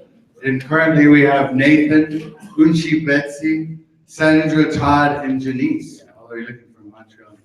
Welcome. And hi. Hi, everybody said hi. I also want to have the great pleasure tonight to introduce this lovely young woman right here. This is Nicole Duran. She is a Reiki master initiator and teacher who offers a shamanic healing practice of hands-on healing, yoga, and meditation. Nicole empowers others to establish a personal practice using lineage-based teachings to establish, seal, and ground their energy field. Her gift is to assist with the energetic healing and balancing of the mind, body, and spirit to achieve maximum health potential. Nicole offers a shamanic Reiki healing mentorship program in Phoenix, Arizona. She is fantastic. I've been to her wonderful place, and it runs great magic in that place in Arizona, and we're really so excited to have you here, Nicole. Thank you. It's a big old conversation. It feels really good to be here. The practice for us this weekend is to communicate larger. It's really easy to have these one-on-one phone calls and conversations, but with the group, it's definitely different to our energy field. And in all of this beauty, we have a lot to share. So I knew that I needed to come to just continue to grow and continue to serve and send my energy outward as a way of service. So if that's what I'm doing, then I know that we are all doing this and it resonates. My intention is to just bring strength and empowerment to our field. I work with the energy of the sun, which we all do. I have so much to learn, and as I do step out of that comfort and out of that stagnant, repetitive mental information, we rise. And I was born in Phoenix in 1977, and Chief's got the shirt on. Thank you. There's so much synchronicity. You could just be silly up here, and I probably will because I get bored easily. That's fine. I have these lightning bolts of a Thunderbird on my wrist, which this part of our arm is where our skin is the thinnest. So this is our heart chakra right here. And there are many mudras and there are many movements we can do to heal the body. So I hope to just creatively let go enough to kind of share some of the creative downloads that have come in my practice. I found a healing arts school in 2000, so that's pretty much when I got my feet on a solid path with language and people who cared and people who could be strong for me. I've always had interesting people, but this is where it got kind of solid. So I kind of speak from that path spiritually. You can do whatever you want. It's all good practice. Thank you. So in 2000, I was really interested in health. I had a little daughter born in 97 who I achieved some level of sobriety 3 months before I conceived her. I found this golden light and I didn't want to be like anyone else and I felt like I could do whatever I wanted as long as I was doing good things. So I was looking for health and nutrition and that's kind of where it began. So in my private practice, I support people with an organic and vegan diet just so that we can eat for health. In my great journey, the last few years, I've lost a lot of judgment and resistance and cringe towards whatever people are doing. Thank God I'm not triggered by that or thinking it's even something to judge. I just know that our bodies are designed for oxygen to flow through them. And so with breath work and with pranayama and with the ability to be still and go in, we can cleanse and clear the body. So the path has been very interesting. I met Chief in 2009 in Arizona at the St. Francis Renewal Center. And at that time, I was working with a lot of kids in the system. And I was asked to represent the indigo children. And I was in a rebellion and thought I was gonna, support everyone else who was in one as well. And I was really excited to come forth for the kids. I was doing youth advocacy and mentoring and working in crisis intervention and learning a lot about myself. And somehow I work really well in crisis and with people who really need it. I don't like to waste time. So that was a population that really needed me. And so that rooting is kind of what kept me on the planet, because I probably would have just been destructive and irresponsible. And I had a lot of really open-eyed innocence that needed support. I always get emotional when I talk about working with kids. Ooh. So I will breathe and I will invite everybody to breathe. Ooh. Thank you.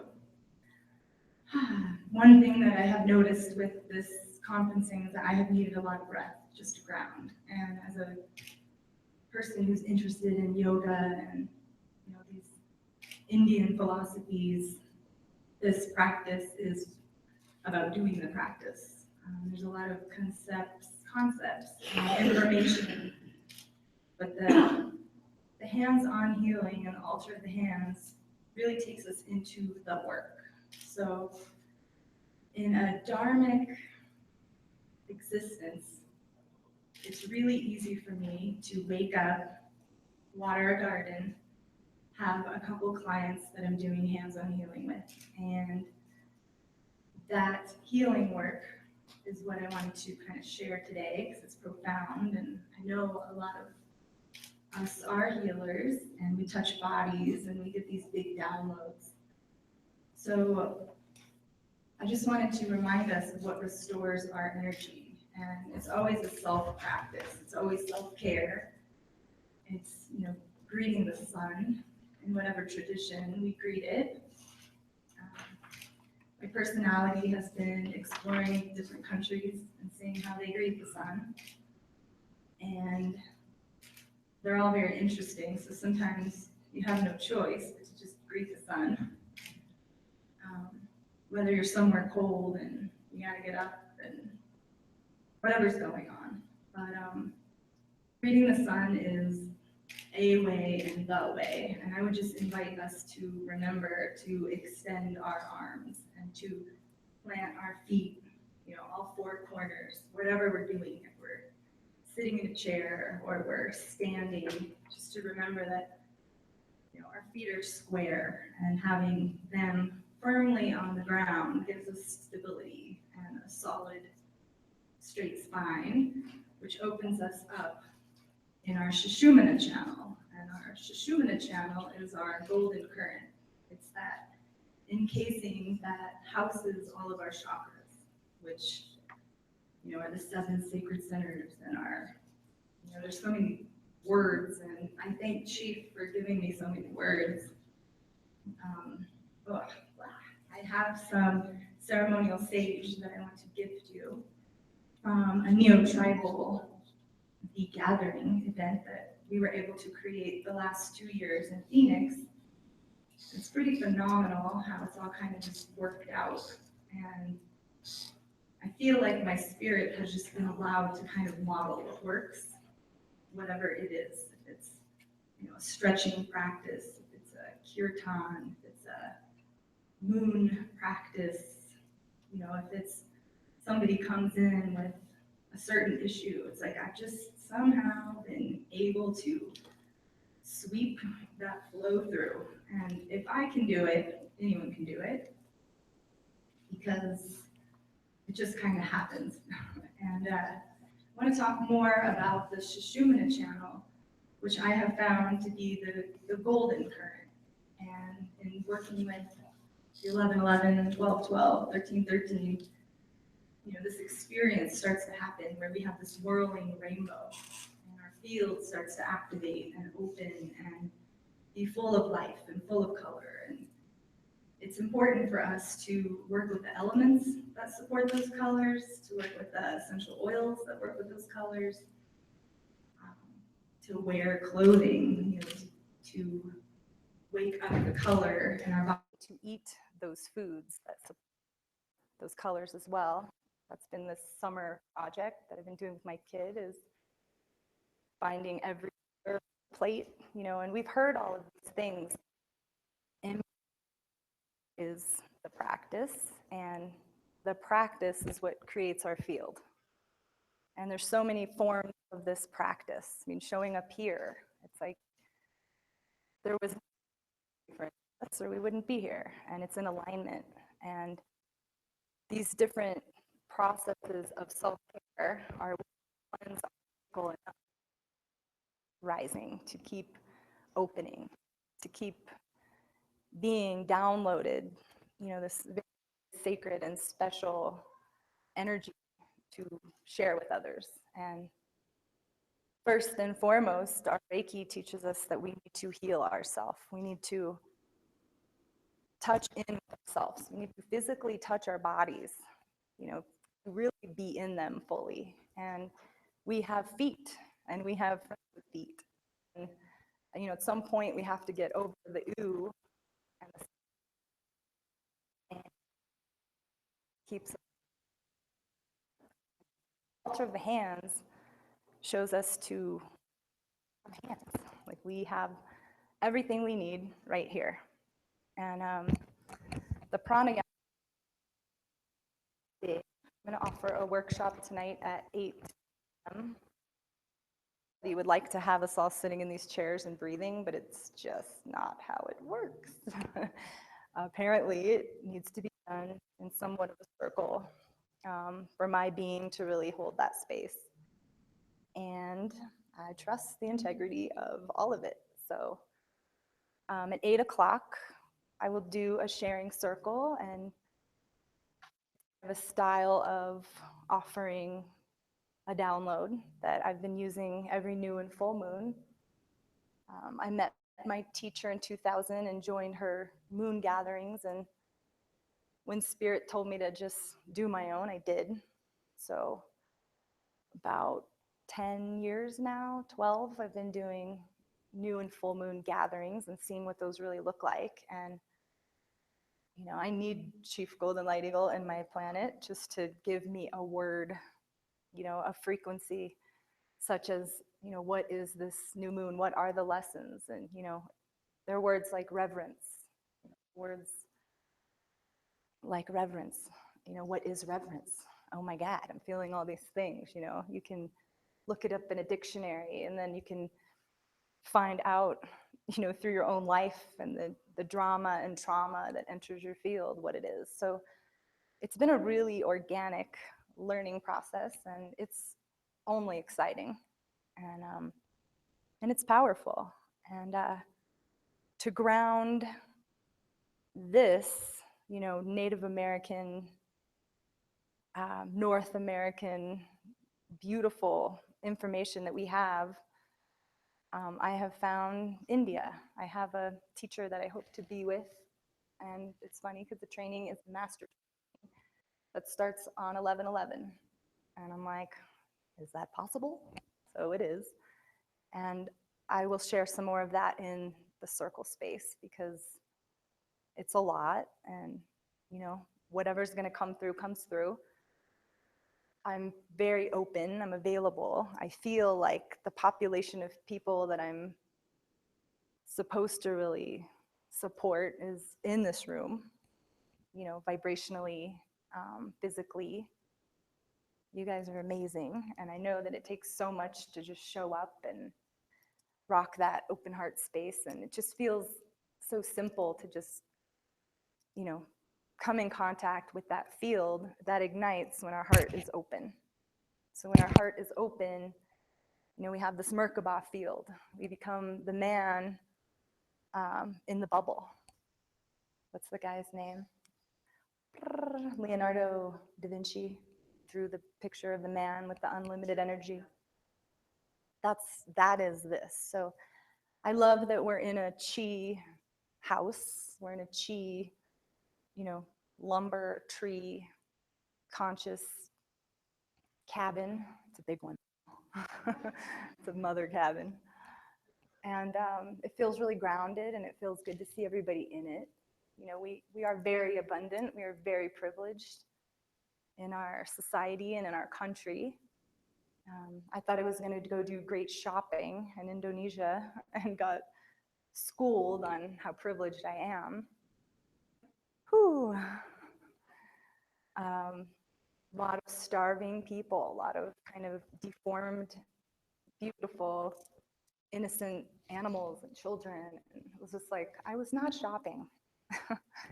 And I'm far from running to a mall or anything kind of man-made, and it was still just like a butt kick. I was like, we're so privileged, and the medicine is to serve and to get our hands on what is asking. And it's a fine line of self-care and not running around rescuing and really showing up. So one of the coolest things that has been in my field to show up for the last 2 years has been working with this senior center in Phoenix called Mosaic Senior Center. And you know, again, if a few of us can do it, it can be done anywhere, and we're all just kind of looking for that next thing without exhausting ourselves or spinning our wheels or, you know, too much freaky karma, because, you know, that's a lot of work financially and emotionally. And I also want to reflect that I'm noticing with our maturity and our growth together as a star family that it feels really good that no one's in a rush anymore. And I feel like that wisdom has come in because a lot of us have had major loss. And too much, but I've witnessed a lot. And I'm like, wow, you know, yes, I wanted the new car, but I didn't know, you know, my grandma had to die for me to get that car, or, you know, those beautiful teachings that are with us. So, ooh, yeah, just releasing the material blocks and really transforming what we have in the material. You know, not pushing it away or being afraid of it, but really like dive in deeper into more and more courage. And you know, this time of the Leo sun is showing us to shine, to be bold, to, you know, be bold. The sun is not shy. The sun is not, you know, complacent or making excuses or wondering what it's doing. It's just radiating. So it's great that we are all together. I love the kids that are here. I feel like this little one has some magic, big magic. Just keep watching the formations and the patterns, and it's pretty groovy. It's pretty fun. So no one said this work has to be boring, or you know, it's never copycatted. I think that our little star tribe is rebellious enough that we're all very unique, and it's been humbling to see who's here and you know what we're talking about, and receive it really clear without judgment or eye rolling or comparison. And this container with the songs and with the people allows us to, because you know, no matter how spiritual or enlightened we supposedly are, you know, those qualities are still part of our human design. So I know that I love the sacred containers, and I love to create them, and I love to support our elders and our wisdom keepers who are, you know, showing up every moment, not putting it down. And my life has dramatically shifted as I have released separation and, you know, the victim role. And again, Chief Golden Light Eagle kind of seeded that ability through our language and, you know, through words that we use, you know, like the apostrophe T's, saying we can't or we don't or we won't. And, you know, the INGs of trying and wanting, and, you know, the INGs exhaust us. You know, our marbles are rolling out. We've just lost the point when we do that. So just accessing that higher mind and that, you know, ability to go inward and get clear on what we're saying is beautiful. And it's a practice. The minute we slip, you know, we have that ability to catch it again and rephrase it and pause with the breath and, you know, gather ourselves in that strong spine and in that soft heart.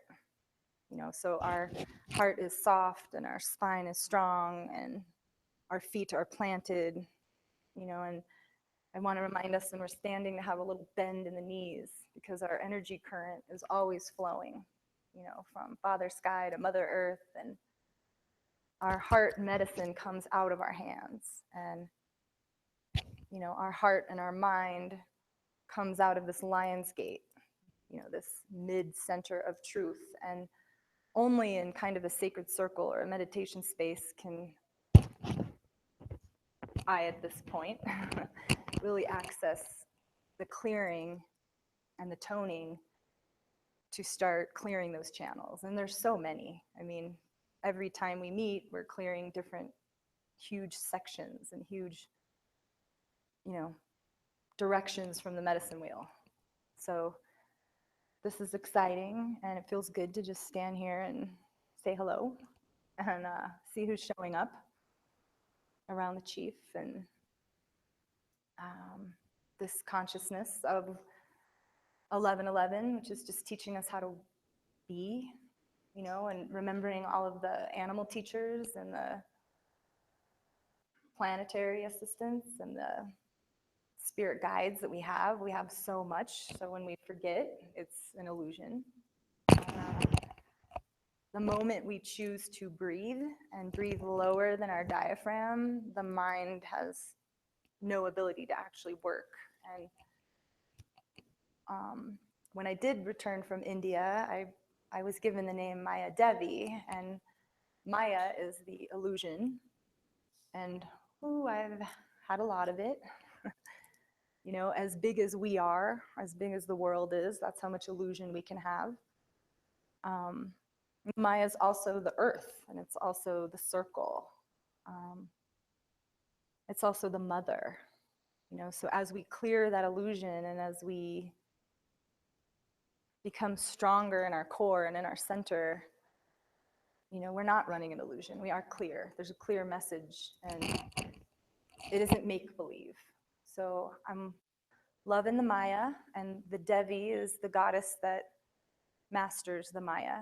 So I did adopt the Maya Devi frequency, and I am a Thunderbird. And I didn't try to be a Thunderbird, and I never met another Thunderbird, and I didn't read about a Thunderbird. I just continued to be one and ask questions and really not get too many answers.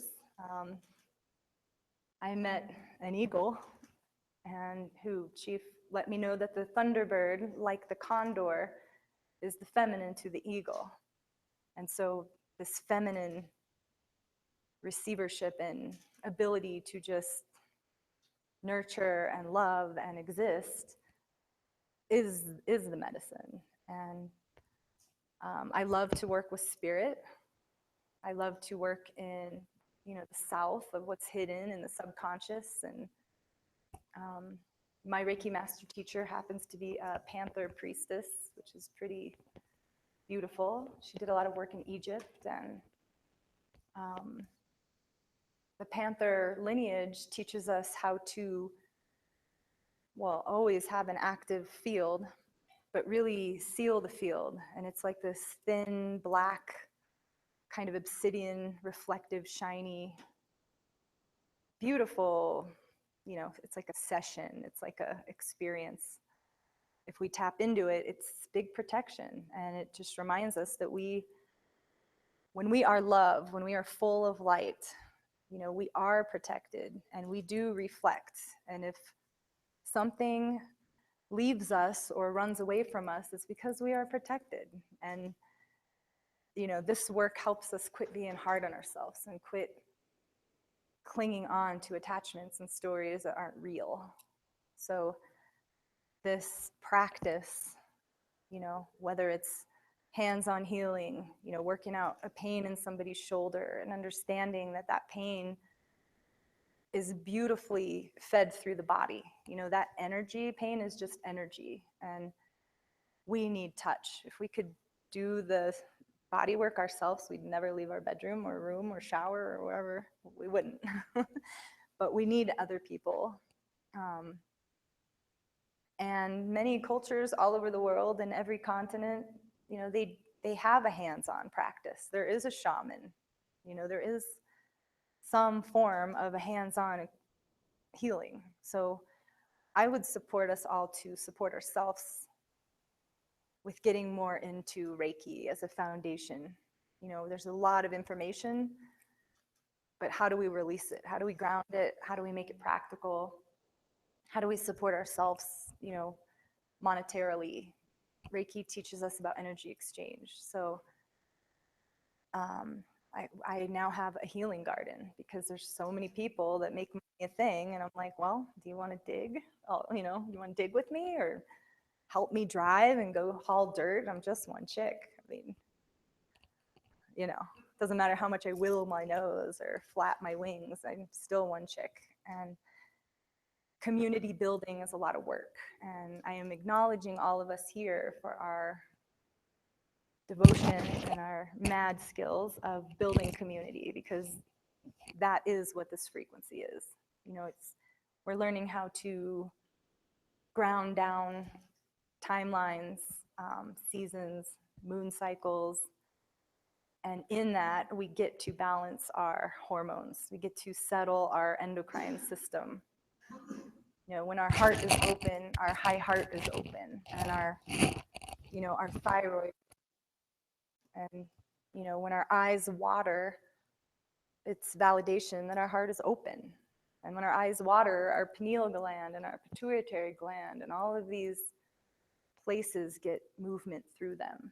And in this book, this Way of the Morning Star, I was very lucky to receive kind of an old tattered copy from a friend who isn't here. Alan, his energy's here because he's put a lot of time in with Chief, and for that, we love Alan.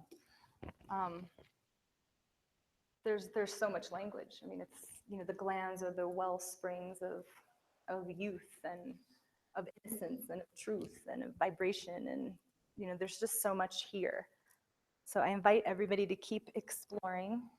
When I did meet Chief, you know, he said, if you're interested in the 1111, learn Reiki. And I was like, this guy gets it. He gets that Reiki is a thing, you know. But I didn't get much. I knew that the energy was good, and like a moth to the light, you know, my being moves that direction. If it doesn't feel good, it's just not the direction. So I just want to validate that and invite us all to breathe.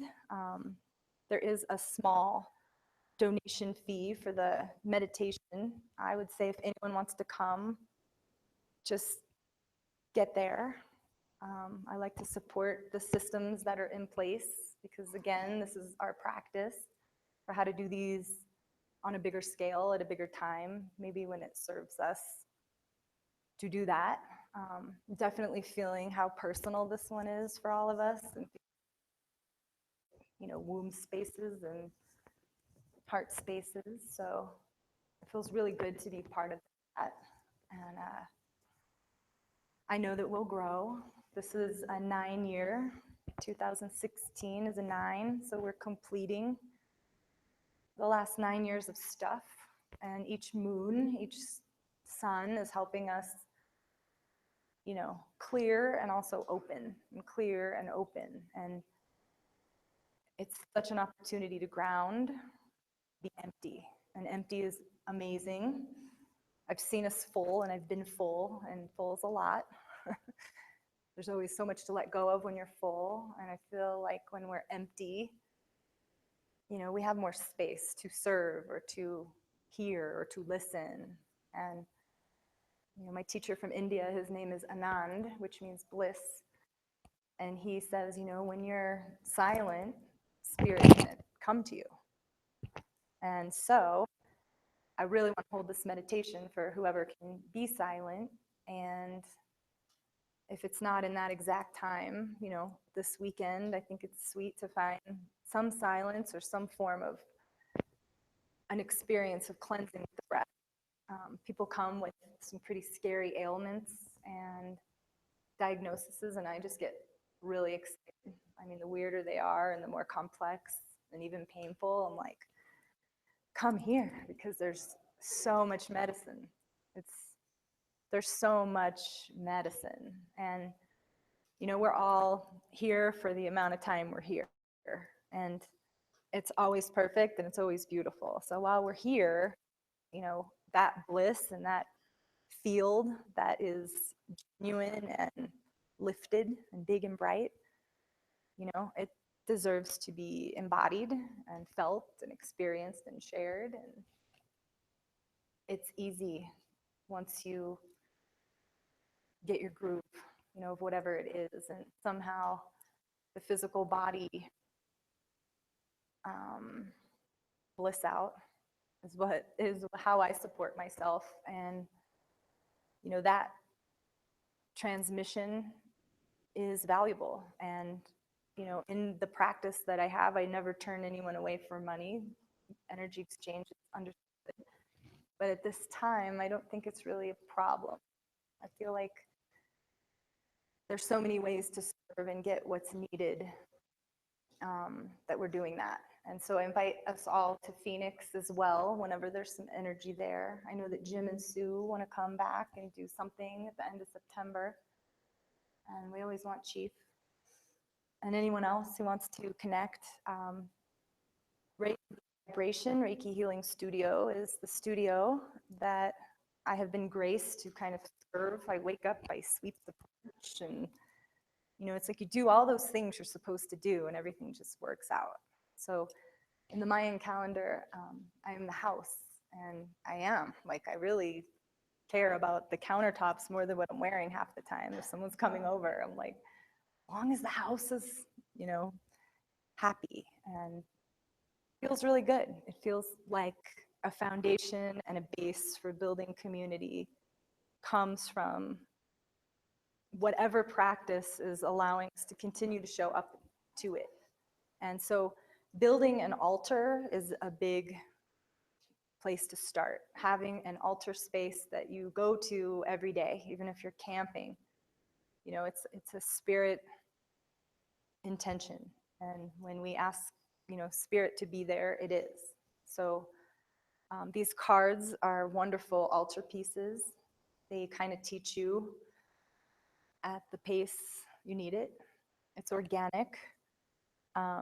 It's exciting because there's, you know, coda words and different things, and we're all learning. Let's take another big breath. Yeah. Feels good. I'm checking in, and one thing I left unbuttoned was the Mosaic Senior Center in Phoenix is this Indigenous retirement home, and they house 50 seniors, and I don't remember if it's 28 or 37 different countries are represented by this 50 people population. And some friends in Phoenix do drum circles for them. And so the drumming has been an amazing teacher for service. And this crew is the crew that we've done neo-tribal with. So just bringing in that ability to bring this medicine in really innocently and easily through drumming has been awesome. We have about 50 drums, and we set them up in a circle, and we get to watch, you know, elders dressed in their regalia from their countries show up and kind of hit the drum a little bit. And after doing this, it's pretty amazing. So this neo-tribal, the gathering, was seeded from a drum circle that I did with a friend named Andrew. We said, let's do a festival. Let's raise some money, let's sell some tickets, and let's have a lunch for them. Let's get these guys in the park. Let's get them out of this, you know, one room. And it was fun, and we did it, rocked it. And we had 500 people in attendance for 3 days from this ability to create just as this thing is created here, you know, the star knowledge. It's awesome, you know, and it wasn't a profit. It was perfect. It was what we needed to pay the park, and both years were like that. And it was really a grassroots, everybody showed up. I mean, the first year, my entire house, like, it was kind of crazy. Like, every rug, everything was used. And so there's these waves, there's these new waves of inspiring others and showing up. And I'm thankful to be here, grounding my spine and my heart space with you guys, and all the teachings and all the words and the reminders. And yeah, really excited to hear Mary speak next. I've been waiting for years. And it takes years, so I guess the invitation is just to go really easy on ourselves and be full of self-love and self-care, and, you know, giving ourselves what we need without the big head trip and the guilt and the excuses, and just love, love, love. And finding those people that, you know, treat us that way, or be alone. Alone's amazing. We have a lot of room to grow when we're alone, and there's a lot of spirit that is waiting for us to get centered and listen. So I'm enjoying this alone time, this inward journey. You know, that love affair that everyone is searching for and trying to understand is internal, and takes us there. That would be the Maya Devi download. Thank you. Thank you, thank you. So I have this sage for you. I want to give it to you. Hi, Chief. It's from New Tribal, and it's a whole story. It's special. And you are too. And I want to hug you. Here. Thank you. Thank you, thank you. Thank you. So there are some cards available if anyone's interested. And there is this beautiful Morningstar manual of the Galactic Federation. We were able to make a really nice, clean copy. I still could use some information on where this, exactly came from. I'm very delicate in distributing because I know how sacred all of this is, and the cards have been made for 3 years, and this is the first time I've really talked about them, just because the integrity of what they are is here now. I don't think we were there yet, or we would have been there. So here we are, and this Morningstar Manual of the Galactic Federation is all Reiki, and I keep meeting some of you Reiki folks, so I'd like you to come a little, getting to know you, and anyone that is interested in Reiki, I would say find someone here that can hold that initiatory space for you. We're learning how to language a lot of this, and Reiki, each level takes us through a 21-day cleanse. So each time that I do the initiations, I purify, and it's, growing. There's more sweat lodges, there's more getting away from addictions and habit patterns and things. So you don't just do it once. I meet people and they're like, yeah, I had my Reiki like 10 years ago. And I'm like, Jesus, that's like saying I brushed my teeth 5 years ago. It's a lot. That's a long time. So with that innocence, we need to always purify, and once we understand that cleanse really for ourselves, we have a lot to offer others. And it is such an organic discipline, and the integrity, speaks for itself. There's no misusing of any of this work, which I think could be a fear in the beginning of stages. If everybody actually did this work, our world would be a little cooler, and our kids would be a little safer, and our air would be a little cleaner, and all of that. So there is never competition. And Reiki and the altar of the hands and the ability to just nurture anything that comes to you, whether it's a beetle on your shoulder, or a stranger's child or whatever, it's just about being love. And if we don't feel love, and if we don't feel like we have energy or our eyes start rolling, it's information that we need something. We need body work, we need, to buy ourselves vitamins, colon cleanse, whatever is going to smooth out our day, whatever it is, we need to just do that and ask for that and learn what that is. And that is the practice. There isn't much more when we're working in the karmic field of just being able to be fully intact, having the field fully open to us. And then these times where we gather in this safe, sacred space, this is when our fields can expand. This is when this light is felt by our family, by our community. We go back really strong when we take these times to fill up and to be organic and just trust the, let that wisdom really sink in. So this platform and the Star Knowledge conferences and the beauties who rock out the drums and the kids who know, they feel. I want to also not embarrass you, but it's too late. It's amazing when the kids have this attention span, and it's because this is you.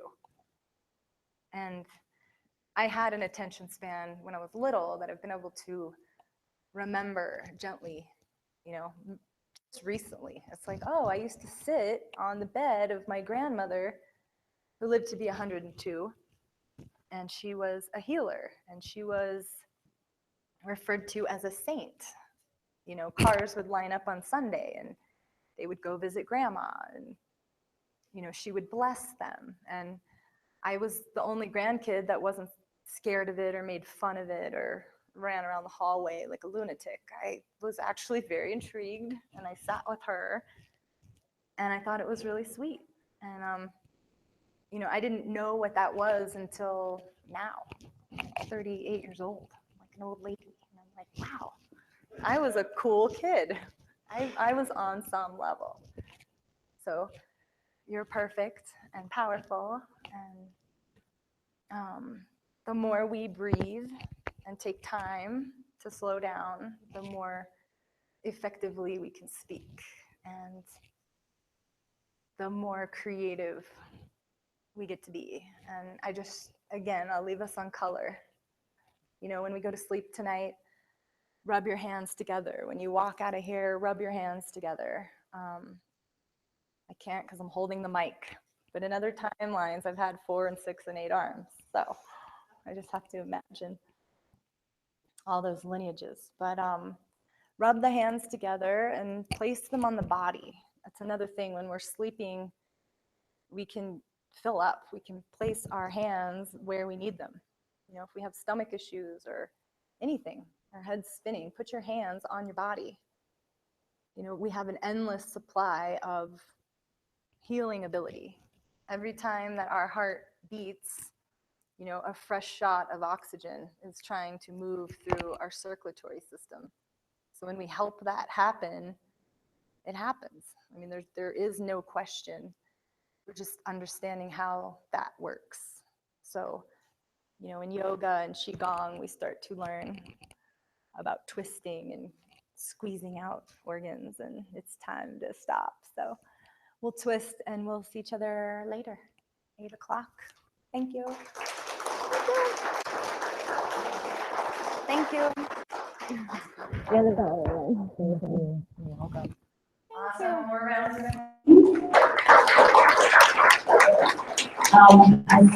Some of you might have noticed our schedule has shifted a little bit. So we're actually breaking for dinner right now.